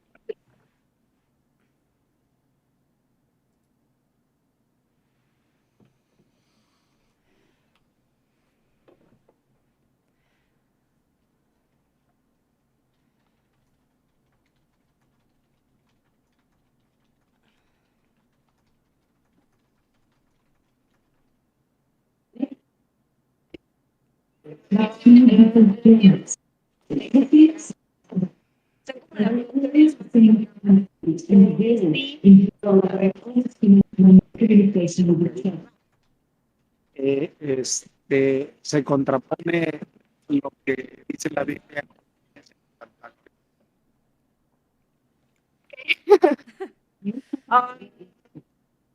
His question is there like a juxtaposition between what the Bible says about the beginning of life in Earth, or like the origin of the universe, between what the science is about it? I would say it depends on how literal you are. It depends on how literal you are with the interpretation, right? If you literally interpret the Bible, then it says Earth is only what, like 10,000 years old, 2,000 years old, and that is not true. Earth is much older than that. But if you didn't interpret it as literally, I don't think that science disproves religion, if that makes sense. But yes, but the Earth is definitely more than 2,000 years old. I don't know if that was a question. Okay, perfect. Yeah. Dice básicamente que depende de lo literal que tomes la interpretación.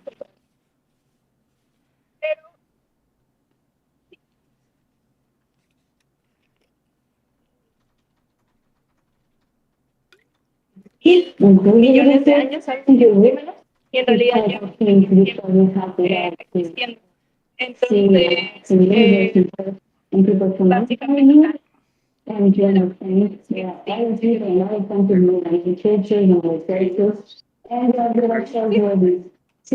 en relación con el cuerpo humano, la escritura, la Biblia dice que el polvo fue tomado y se le sopló la vida.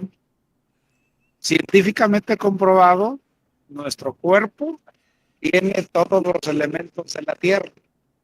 Entonces, ¿no eso es una prueba?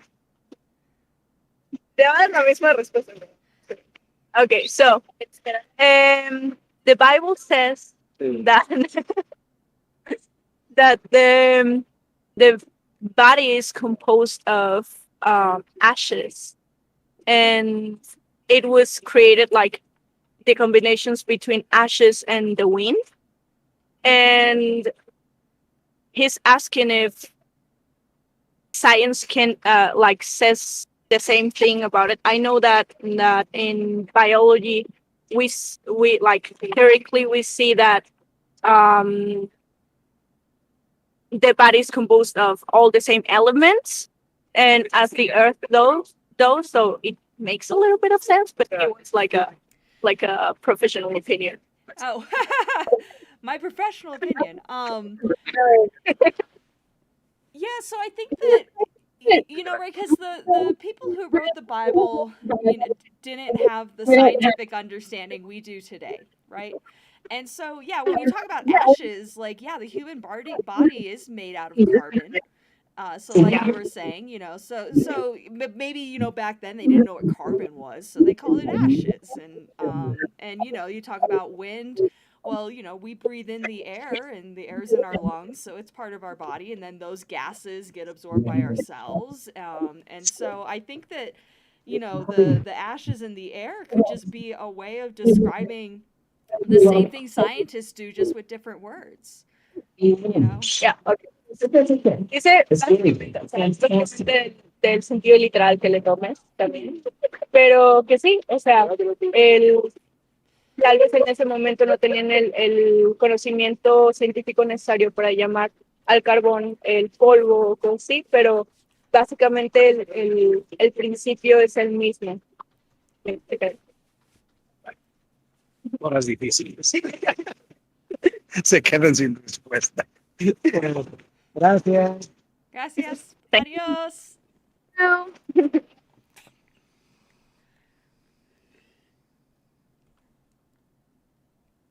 Hello, come on up. Hi.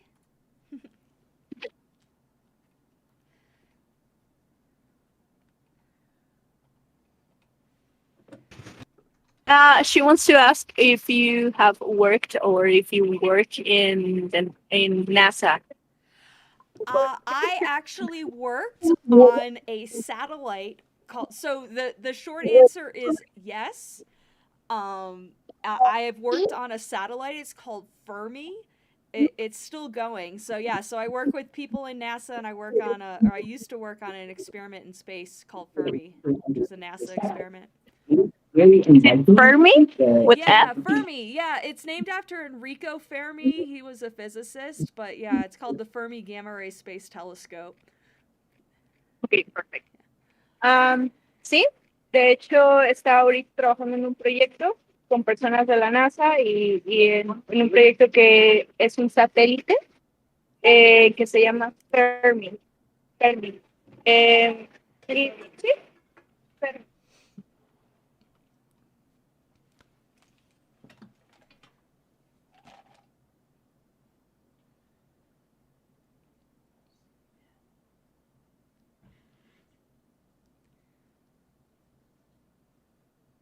He wants to speak in English, was it? Okay. Hola. Hola, ¿cómo está?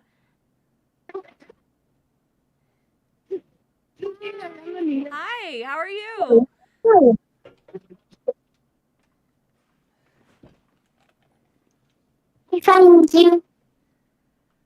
Oh, can you say that one more time? You have to say it right into the microphone. Tienes que decirlo aquí.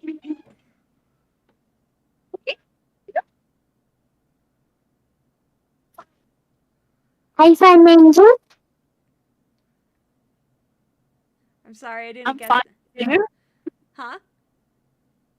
I'm fine, and you? Oh, perfect. I am good. Thank you for asking.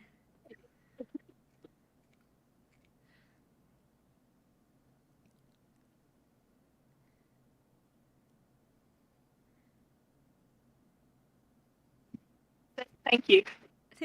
You're welcome. Bye. Bye. Nice to meet you.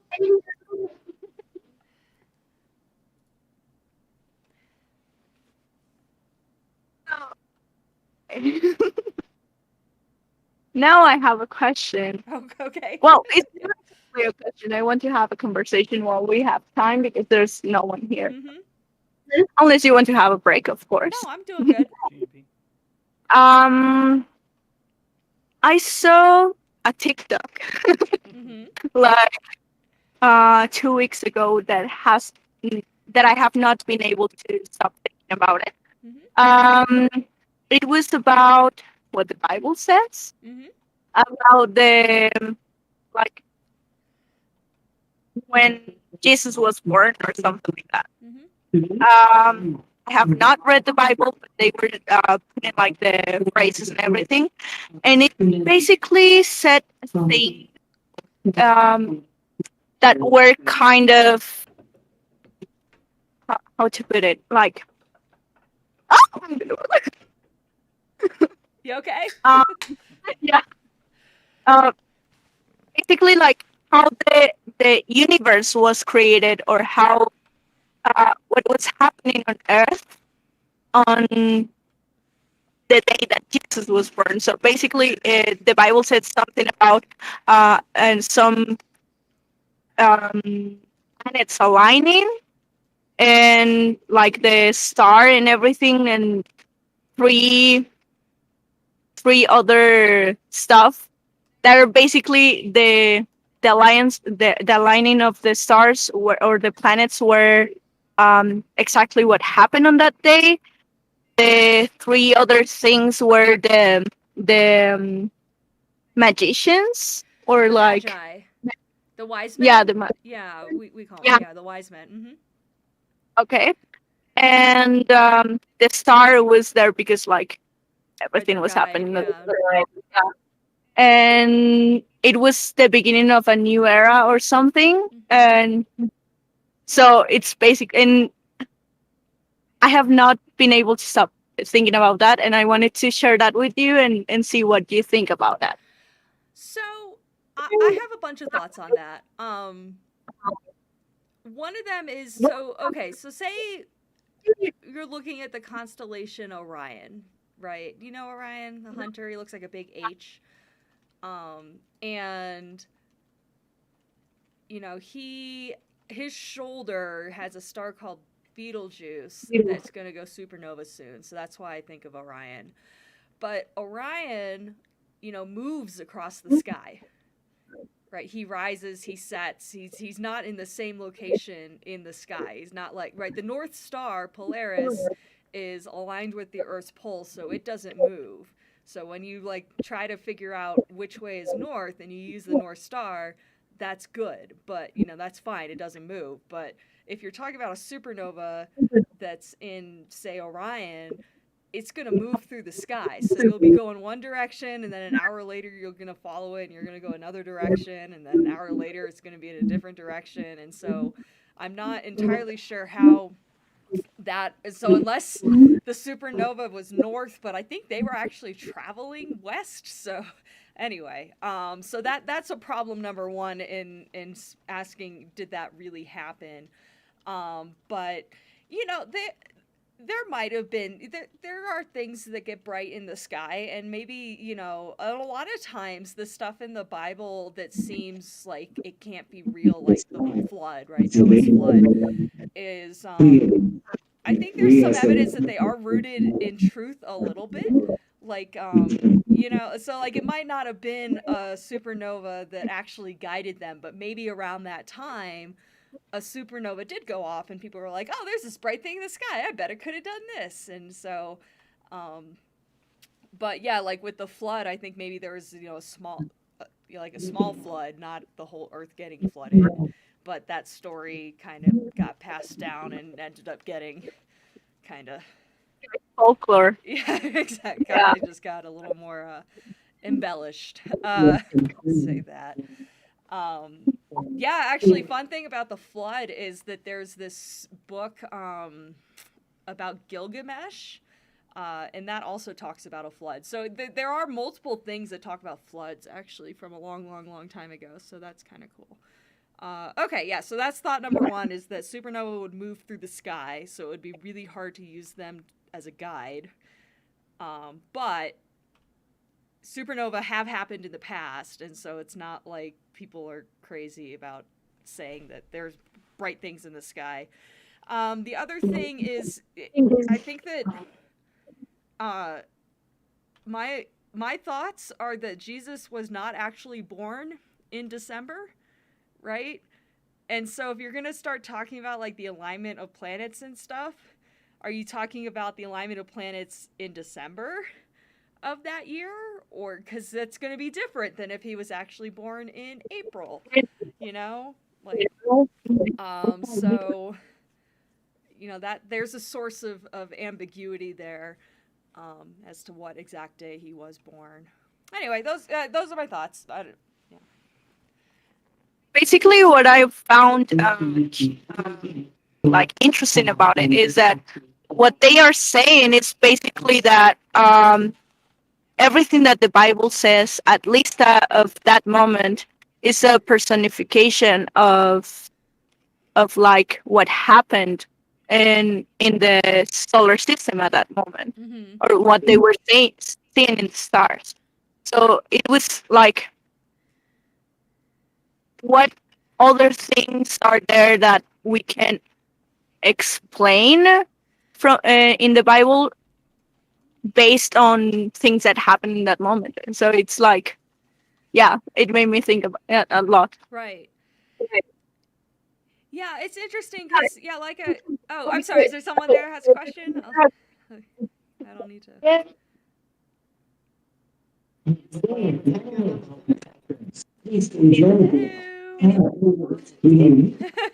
I don't bite.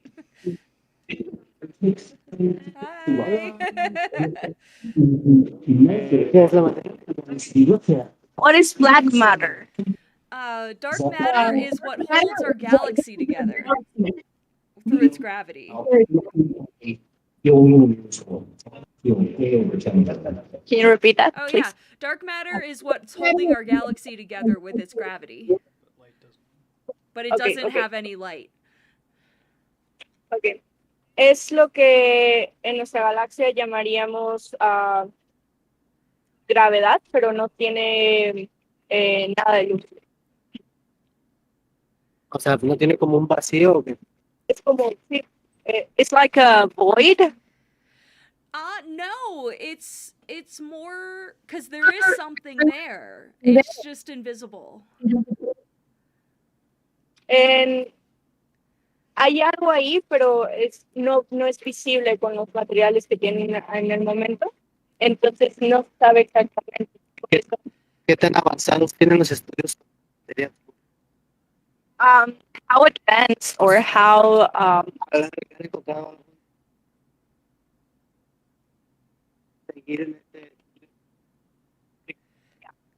advanced are the instruments, or have you discovered something that can help you understand better the dark matter?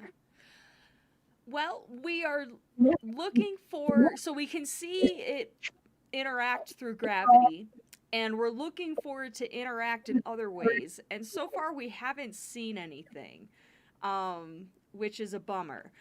But we're going to keep looking because our instruments keep getting more and more sensitive, and so we even have a plan for the next 10 years of instruments we want to build to do even better job than what we have right now. So we're gonna keep working. Okay. Básicamente con los instrumentos que tienen ahorita no han podido encontrar algo. Están siempre trabajando en desarrollar mejores instrumentos más sensibles a las cosas.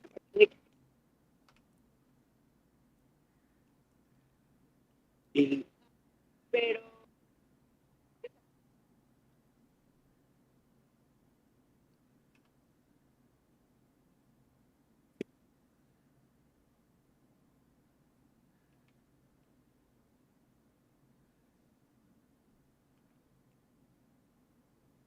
puede que ellos tengan como evidencias congruentes o como el hecho.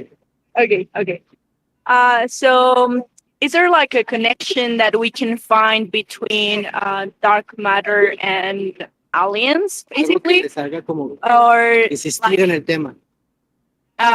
Is there wait, ¿te refieres como hay algo que como un detonador que les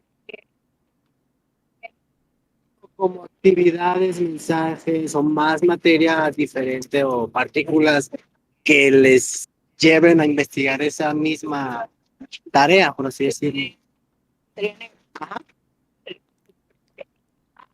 Basically, what he wants to know is not exactly like that, but he wants to know if there is something about dark matter that is interesting enough to keep looking, like to understand it or to see what's in there. Right. So an interesting thing about dark matter is that it's we call it like it's a fundamental particle. It's like a proton. So, you know, you're asking about maybe a connection with aliens. The dark matter that we have here on Earth is exactly the same dark matter that they have on other planets. So the dark matter is throughout the universe, and it's like an atom, right? An atom of hydrogen is the same here as it is further away. And so we're talking about, you know, a fundamental, a basic building block, piece of the universe, and we don't understand it. And so it's responsible for how galaxies form and come together. It's like, you know, deeply rooted in why we're here and why are we alive. And so that's why I think it's an interesting thing to study. Anyway. Básicamente es una partícula más. Y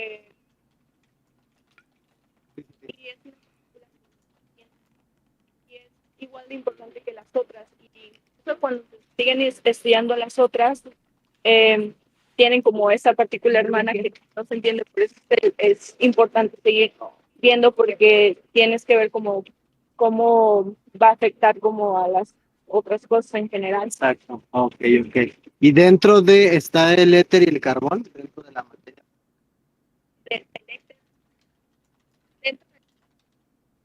O sea, dentro de la materia oscura están como en diferentes opciones el éter y el carbón, que son como otras sustancias. Is there like the substances or like ether or like matter ether or carbon inside or like in the black holes or dark matter? Dark matter de sustancia negra. ¿Te referías a la materia oscura o al éter y al carbono? ¿Cómo? Ajá. Pero te referías a que el carbón y el éter que estaban en los hoyos negros o va dentro del desarrollo de la tarea de la investigación, pues de la materia oscura, pues. Y va dentro, ¿no? Sí, a eso te refieres, porque not inside dark holes, but inside dark matter. Like, is there anything that suggests that there is like ether or carbon in it? So I guess when you talk about inside dark matter, at least the theory is that it's just a particle. So it's like asking what's inside an electron. Like there is nothing inside an electron. There is no inside of an electron. And so but yeah, so dark matter, at least the theory that I'm investigating is that it's a fundamental particle, and so it's just the dark matter. There's nothing smaller. I mean, it might be made of like components like oh gosh, what are they called? Like a Higgs xeno or something. They have like they do have little pieces, but it's basically a fundamental particle. If that makes sense. At least that's what we think. Yeah, we don't know that for sure. Okay. Ella en el investigando de la materia en sus teorías, pues, de su equipo, es que es una partícula.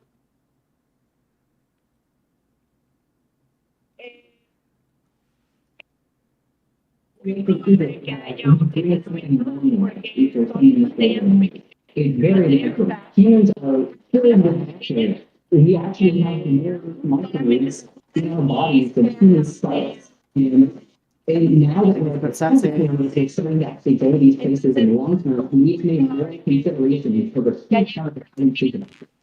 You need to think What's the next thing to do? You have to get what's the safe thing to do, the scientifically sound. Bueno, pues muy interesante el tema y éxito en sus tareas. Chica, thank you, sir. Thank you. He says that thank you so much and like good luck with everything that you're doing. Oh, that's sweet. Thank you. ¿Alguien más que quiera hacer una pregunta? Sí, pero es que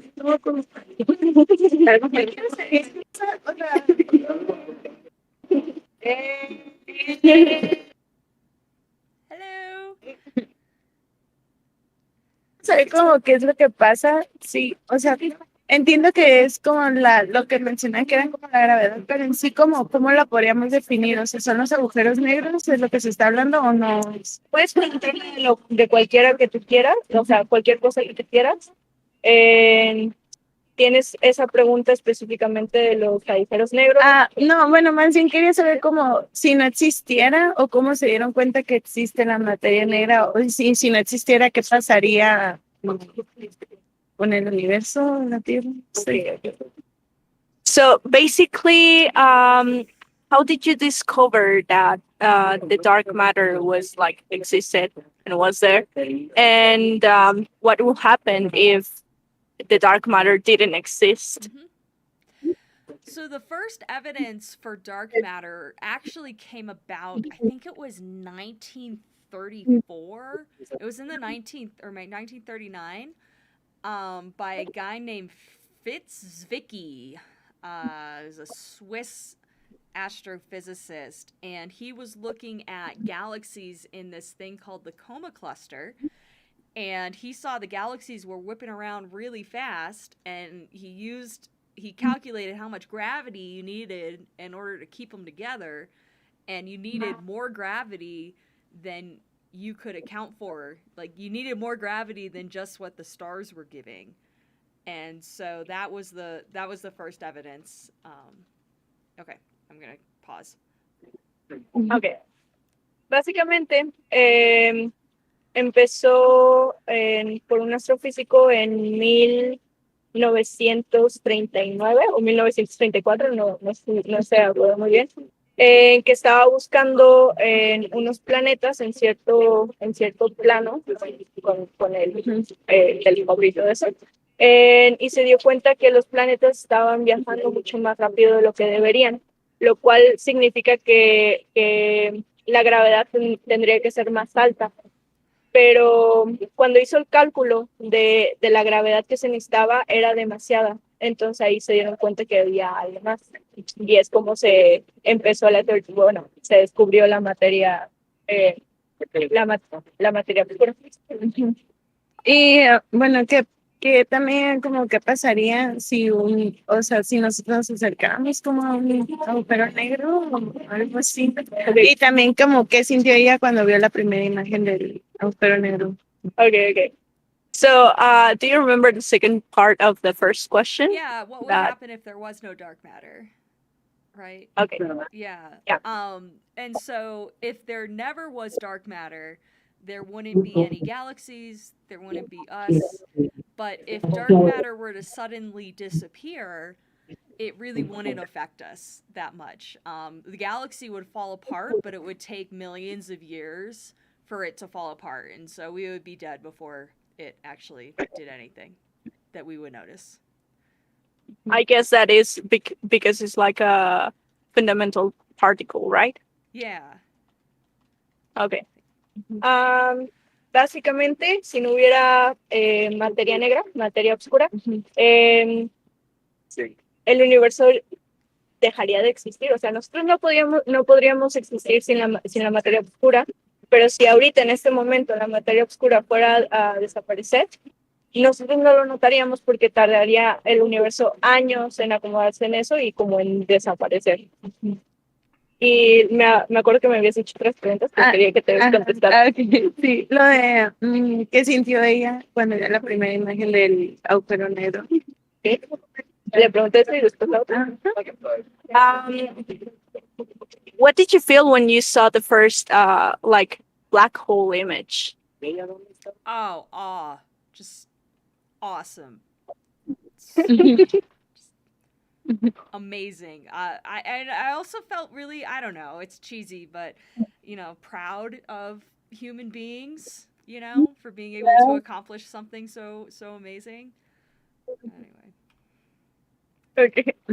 Básicamente que se sintió muy orgullosa de la humanidad por haber hecho ese logro.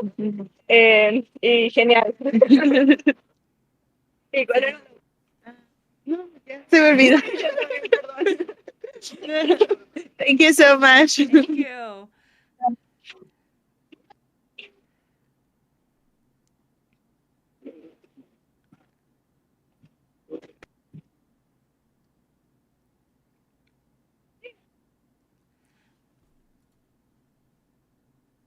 Hola. Hola. Hi.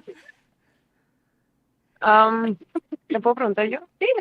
So I'm really curious about like if there's any relation between like human composition and the dark matter in humans and cosmos. Like if there's like actually like a cosmos inside a human. Do you know what I mean?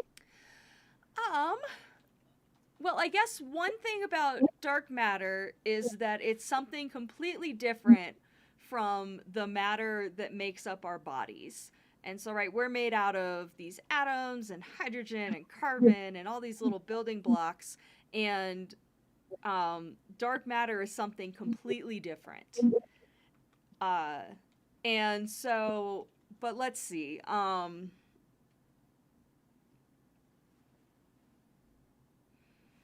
And so, okay, well, I'm sorry, what was the second part of the question? So, yeah, so dark matter is something completely different from normal matter. And then you were asking if there was a connection between, or if there was like a universe inside our bodies, or, sorry. Yeah, technically, like I've heard like there's an universe inside of us and we have like like a cosmos. I don't know if that's really like something poetic or if that's like really true, you know what I mean? Well, like real. Well, it's so I don't know if there's like a whole universe inside us, so to speak, like in a literal sense. There is some poetic beauty in astrophysics. For example, like all of the atoms that make up you and me were once inside a star. And so we're all connected, because we all kind of came out of the same star. We all came out of the same Big Bang. The Big Bang, all the atoms were made then. So I don't know. I think that's beautiful, personally, that we're made out of stars, or we're made from stars. I don't know if that answers your question. Sorry if I don't understand.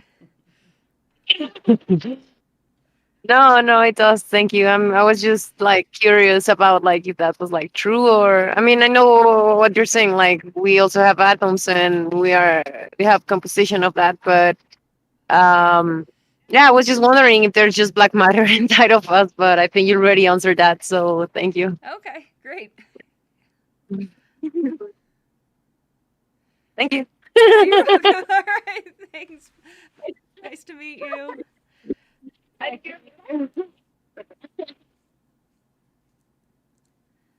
again. You're back. Yes, I'm back. I wanted to ask you, what does it take to be a physicist? Because I always wanted to do science, but I'm not particularly good at math, so I ended up studying arts. Well, I guess if you want to do what I'm doing, you do need a PhD in physics. But I don't think that what I'm doing is the only thing that you can do that's related to science. Like what you're doing right now, doing outreach, like, we need science enthusiasts, right? We need fans of science who aren't actually scientists. And I think that and yeah, so like the stuff that Agnes is doing, combining art with science and then sharing it with people, that's so important, and I'm really glad she's doing it. And and so it's like, yeah, I'm over here playing around on my computer and trying to find dark matter or whatever, but like bringing it out into the public's so important. And so you don't need a PhD to do that. So Yes, you're right. And I completely agree. It's awesome to see it and to be part of it. I also wanted to ask you if you've discovered some well, you obviously have, but what have you discovered, or what is the most impressive thing you have discovered in your research? So what I specialize in and am known for in the field is being very critical of potential signals. So it's like you know, we've been looking for dark matter, and people will go in the data and they won't do their math right, and they will think they see dark matter, but they're not doing the statistics right, and so it's kind of like, you know, they think they saw a ghost, and what I do is I say, no, that wasn't a ghost, that was just a cat. And so it's kind of like what I've done in my career that's been the most impactful. I haven't discovered anything, but I've told people like, no, that's not a ghost, it's a cat. Go look again. Go look again. It's just a cat. And cause like, but it's interesting because, you know, dark matter is such an important topic now that if someone were to find a dark matter signal conclusively, that would be huge. That would be Nobel Prize. And so like, you know, you can imagine that's why a lot of people, you know, think they're seeing ghosts, because if they see a ghost, they get a Nobel Prize. And so that's, you know, and I think that makes them see ghosts where there aren't ghosts. And so you need to have people who are like, okay, guys, let's take a step back. Let's take a closer look. And so whenever I've taken closer looks at these claims of dark matter, I have killed them and shot them down. So because people can't do their math right. They gotta do their statistics right, man. It's not hard. That is so important. Yeah.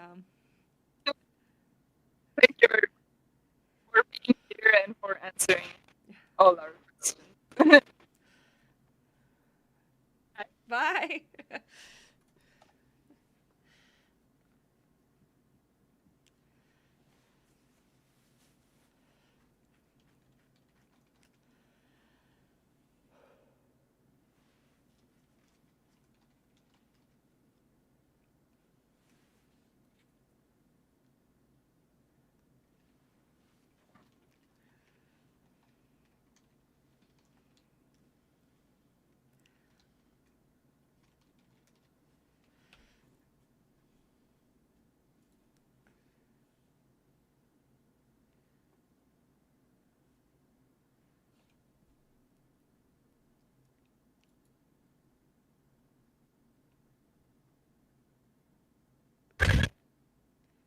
I think that's my favorite dance.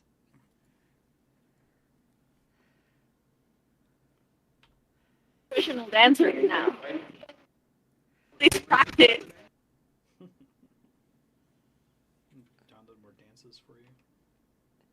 Yeah, I only have 3 dance options. That's one. You saw the hip. That one is like the chicken. Chicken dance. Yeah, exactly. Yeah. Yeah.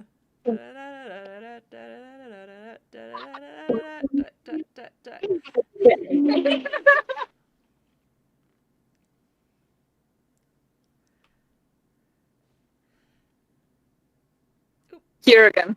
Hey, welcome back. Sorry, zoomed in. Thank you. Well, I just saw something today, and I was wondering if you know about the Planck length. Yep. What is it? Because I didn't understand it. I didn't understand the explanation. And why is it the smallest way to measure something? Right. It is so. I'm sorry. I'm trying to think of a way to explain. Because I read it said like, well, I didn't understand it enough, I think, but that the universe wouldn't make sense in something smaller. It's like the smallest possible, something like in that way. Yeah, it's the smallest unit, and so so it is. It's really really small. So the first thing that pops in my head about Planck length is that the Planck length is a fundamental thing that comes out of physics, and so you think about our units of measuring, you think about like meters or miles, like all of those are kind of arbitrary and they're very human specific. And in the book Contact by Carl Sagan, the aliens send us a signal and tell us how to build a machine, right? To do a wormhole or whatever.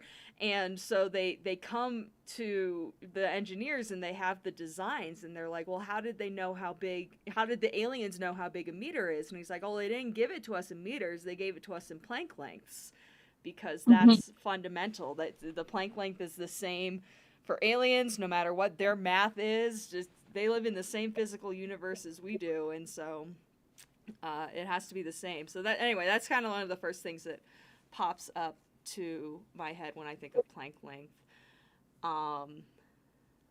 But yeah, you also think, and I honestly, I'm not sure if this has too much to do with it, but there is the uncertainty principle. Do you know about that? What? The uncertainty principle, Heisenberg? No, I don't. No. Okay, so it's interesting because Heisenberg showed that in quantum mechanics you can measure, say, where something is, and you can measure how fast it is. And if you were to try to do those measurements perfectly, you can't know perfectly the position and the velocity at the same time. All right. And it's just like that information does not exist. No matter how perfect your measurement is, you cannot know both of those at the same time. So there's like a certain No, sorry. I'm just gonna say that there's a when you get really precise and you zoom really far in, there just is a fundamental resolution to the universe. You can't go smaller. And it comes out of quantum mechanics, and it's really weird. You would think, oh, I could just get smaller and smaller and smaller, but no, And you're pretty, like, physicists in general are pretty sure that's the smallest unit, or is there a possibility we will discover something else in the future? What was the first part? Sorry, I missed it. If you are sure that that's the smallest unit, or is it just like sure for now, but maybe we'll discover something in the future? Well, I mean, never say never. But the Planck length comes out of the math just by itself. So it's because we can make our telescopes or our microscopes better and better and better, but the Planck length doesn't care about that. It's math. It's math. Yeah, exactly. That makes sense. Thank you very much. Oh, you're welcome. Yeah.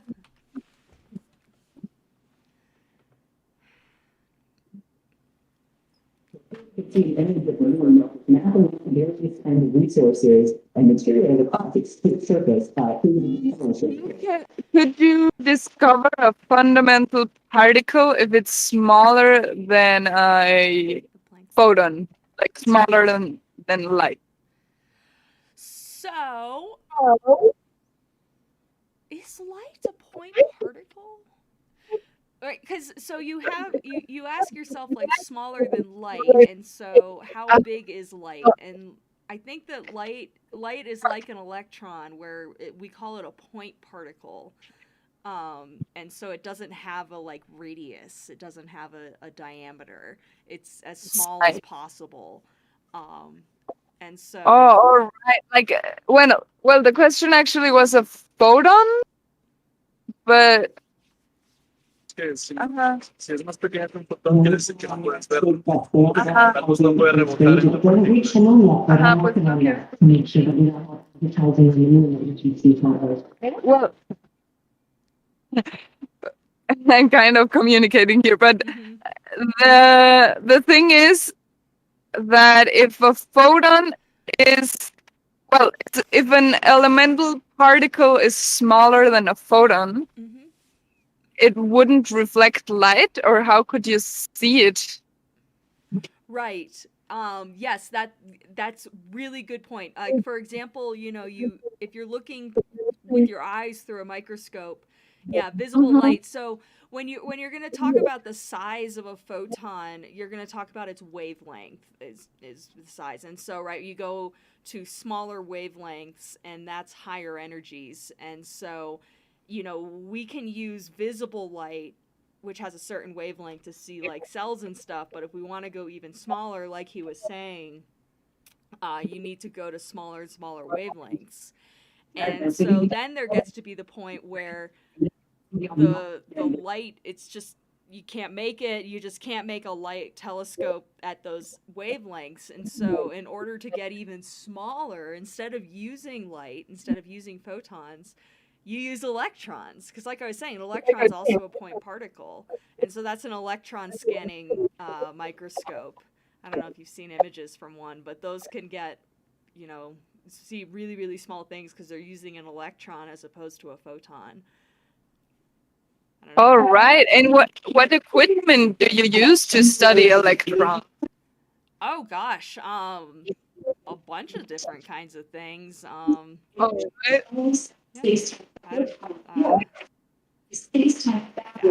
chambers,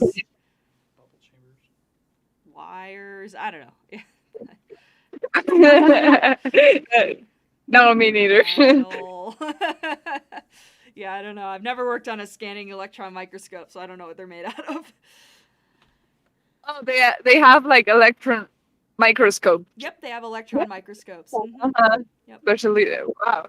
I'm gonna make them research. Thank you very much. Oh, no problem.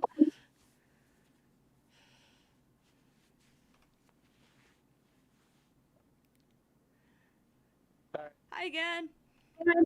But how could you find a fundamental particle smaller than an electron or? There is none. An electron's as small as you can get. There are other things as small as an electron, but Okay. yeah. Yeah, but quarks are bigger than electrons. I just No, read quarks this. are also fun. Quarks are also point particles, I believe. They're the same size. Yeah? They're as small as you get. Yeah. Lo acabo de googlear y pues. Ok. No, pues dice que no hay nada más chiquito que. ¿Eh? Ya no sé. Thank you.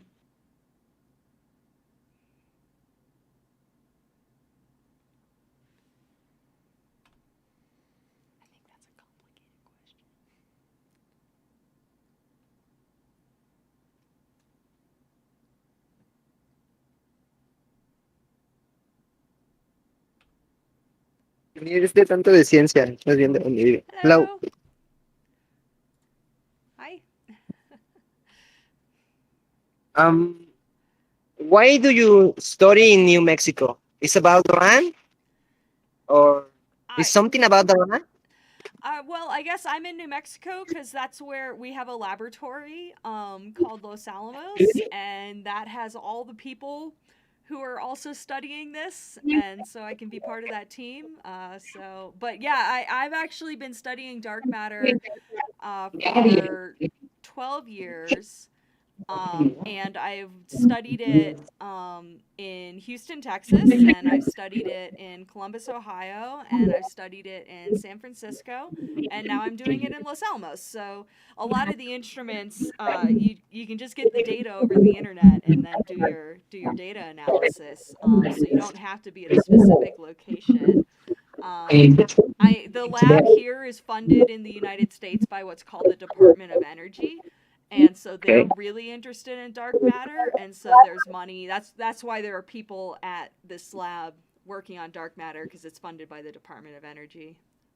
But I have colleagues from all over the world, even from UNAM. So get some of my Mexican colleagues, Europe, Japan, yeah, they're from all over.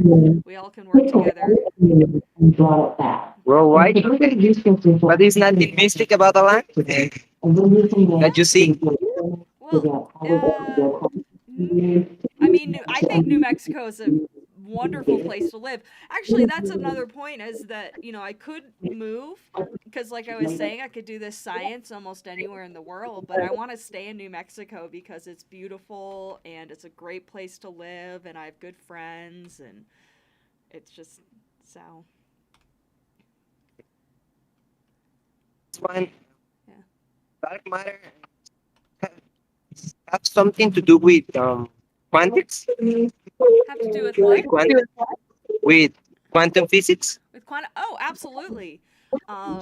Yeah, the best theory is that dark matter is a fundamental particle, and so if you're going to talk about, what kind of particle it is and how it interacts with other particles, you have to use quantum physics to do that. So yeah. Okay. Thank you. Oh, you're welcome. What I'd like to see here is what's called general relativity. Maybe place Albert Einstein created this theory in the early 1900s. Mass or energy tells that space-time fabric. And in the space-time fabric there's mass and energy.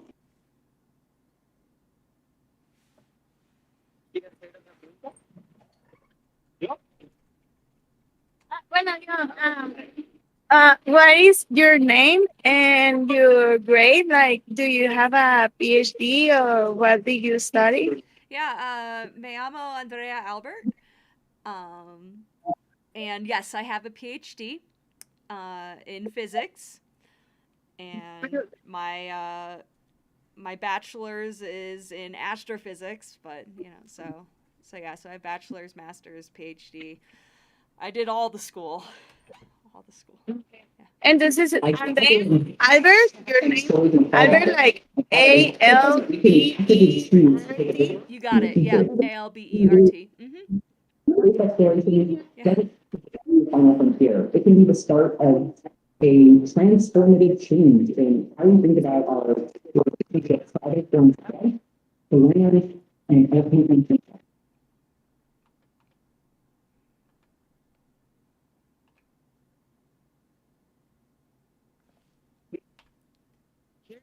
Hello. Any book or anything that we can read from you, or we can watch? Oh, from me? Yeah. Yes. If you want to if you want to listen to me go on for an hour about dark matter, there is a lecture I gave called Cosmic Clue. And I gave it at Stanford University at SLAC, actually. So yeah, Cosmic Clue, the Dark Matter Mystery by Dr. Andrea Albert. That's me. Cosmic Clue. Clue, yeah, CLUE. Great.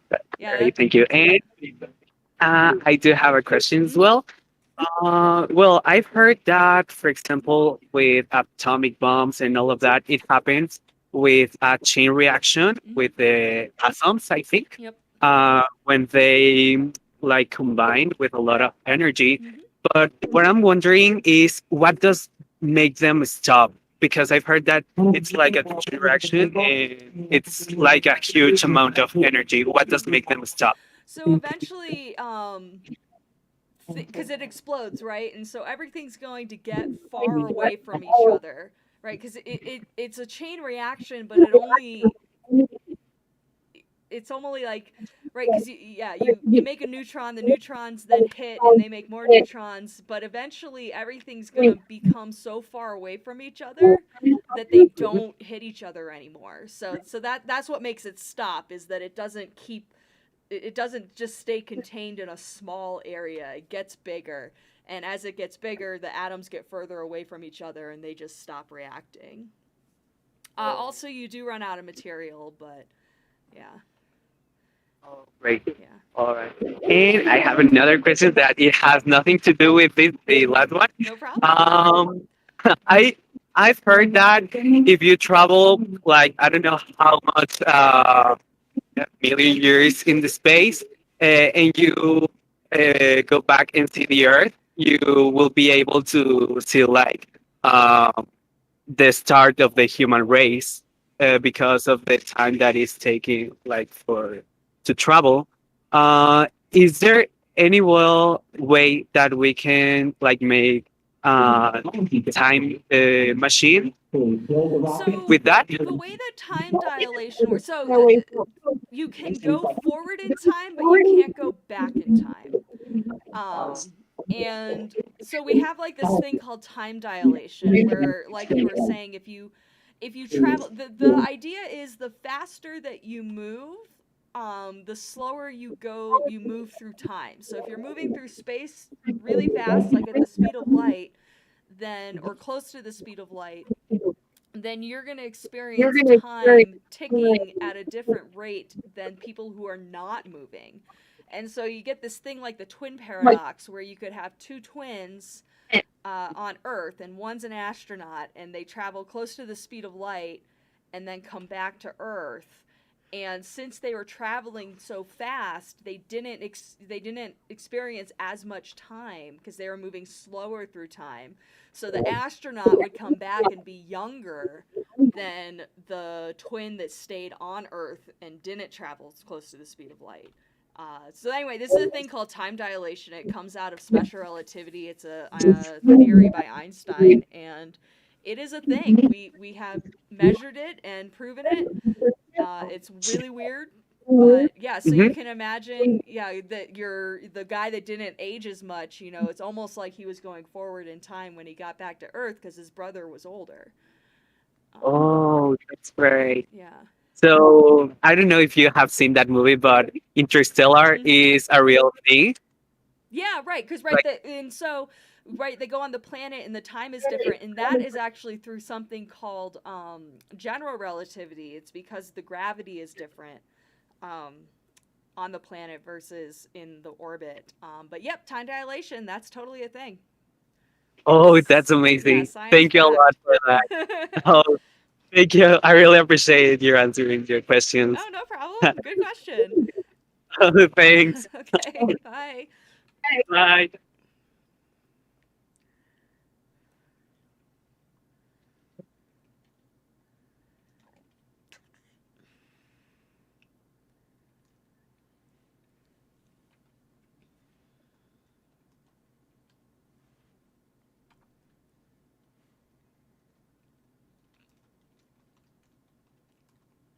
Psychology predicts is to understand the deep connections between science and science and art. Science asks questions, and philosophy asks why questions. Because, for example, why is there a universe instead of nothing? So small that it has the energy to destroy the universe. Not the universe, but It's really, really dangerous. Not only is it in a space, it's also the other with that. It's quite evidently where it's Is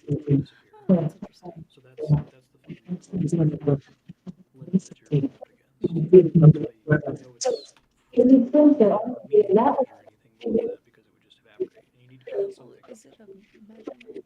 Is it like, because right answer? It's not. You want to dance a little bit? Yeah, go for it. Oh, you want me to dance? Sorry.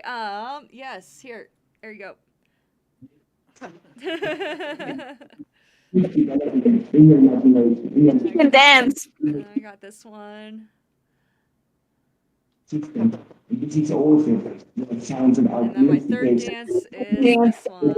Yes, the chicken dance. That's all I got. Those are moves. Good job, Avatar. Hey, Andrea, Hey. we were wondering when the universe expands, what feels like the space in between? Space, yeah. Just more space. Yeah, and so it's an interesting question because it's like, right, it's not just that the stars are getting further apart, but you can imagine, the stars are on top of this thing called space-time, right? And so it's kind of like imagine a balloon, right? And you take a marker and make two dots on the balloon, and then you start to blow the balloon up, right? And so the dots get further apart, and so then that brings back the question is, okay, well, what's in between the dots? But it's still just the balloon. The balloon itself is getting bigger and pushed apart. So like space time itself is expanding, and so it's not really that something gets added; it just gets stretched. I don't know. Is it ever gonna like rip off? That's a good question. As far as we know, it's just gonna keep on expanding until everything is infinitely far apart and it's cold and it's lonely. That's yeah. So I don't think it's gonna rip. I haven't, but yeah, you never know. Never say never. Yeah, but like if it's like expanding all the time, it's like equally expanding, which will mean that we will not notice it really, or like. Well, we do notice it, and I mean, I guess like in our lifetime we won't notice it, but when we look at like galaxies because okay, so this is actually a cool thing, and you probably know this, but right, because of the speed of light is nothing goes faster than that, and so when you're looking at a galaxy, you're actually looking at light that left that galaxy in the past. Right, so you're looking back in time. So you can look at these galaxies, from really far away, so really far back in time, and you can see what the expansion between them was, like what the expansion rate was. And so that's how we know that the universe is actually expanding faster today than it was, a billion years ago. Because the galaxies a billion years ago, because we're looking at them, they aren't moving away from each other as fast as galaxies are moving away from each other today, which is really interesting. And so it is something that we can see by looking at really far away objects, but it won't have any like real. It's not going to kill you. Okay. Yeah, so it's basically not expanding like equally. Then it's just like accelerating, like exactly. Yeah, the expansion of the universe accelerating. Exactly. Yeah. Mm-hmm. Why doesn't we expand with the universe? Oh, I guess because the expansion of the universe happens on such a really big length scale. I would say that we probably are expanding a little bit. It's just so small that we don't notice. Okay. If the universe is expanding, so we'll reach a point where we'll not be able in maybe some quadrillion years or something to see some parts of the universe because the light will never be able to reach to us, right? That's right, yeah. How do we know that didn't happen earlier? So the universe is actually much, much bigger than we will ever realize. So one of the thing about the universe, right? Again, we come back to the finite speed of light. We can only see what we call our observable universe, right? So if something is, so the universe is only 13.5 or whatever billion years old. And so if there is a star or something that is 14 billion light years away, its light hasn't had enough time to reach us. And so we can only see, like 13.5 billion light years away from us. And so our observable universe gets bigger and bigger and bigger every second, right, as time marches on. And so, so far, because you can ask the question, like, okay, the universe is expanding, but what's it expanding into, right? Or something like that. And we only know about our observable universe, and so there is universe outside of our observable universe, probably. We just haven't gotten that light yet, so we don't know. Anyway, sorry, that was a bit of a rant.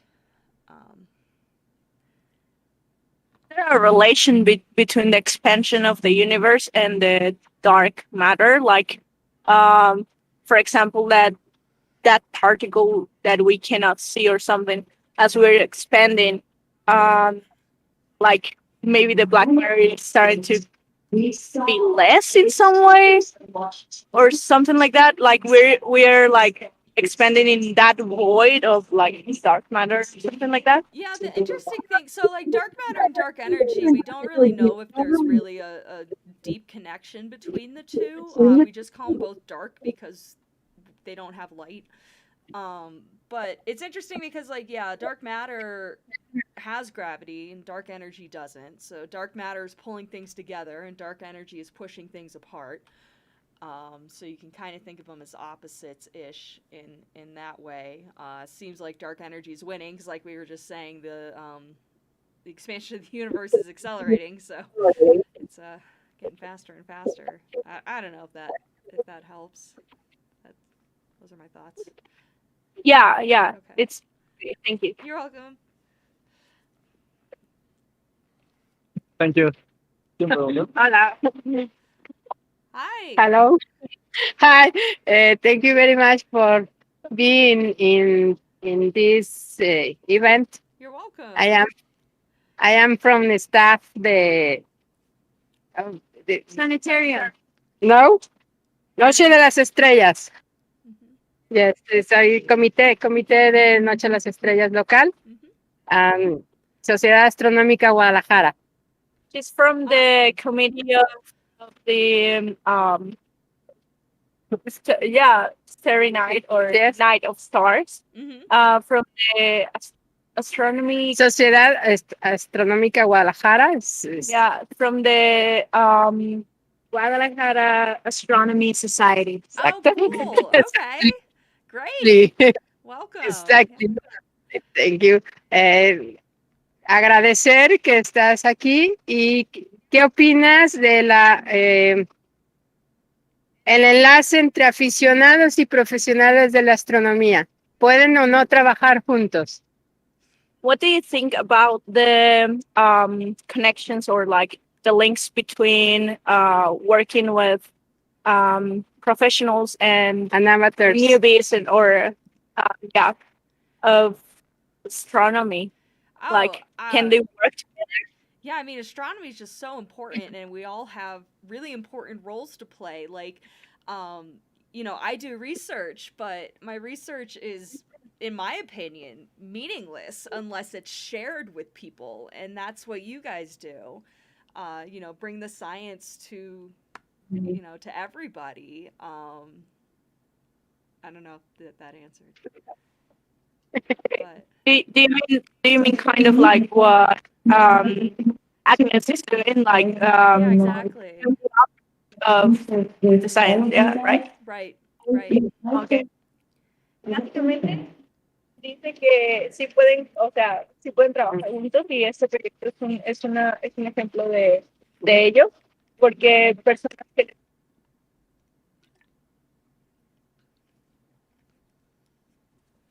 se juntan aquí y están creando algo.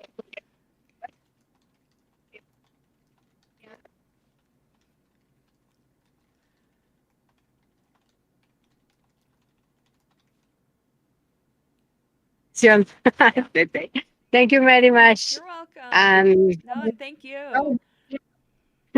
Thank you. Bueno.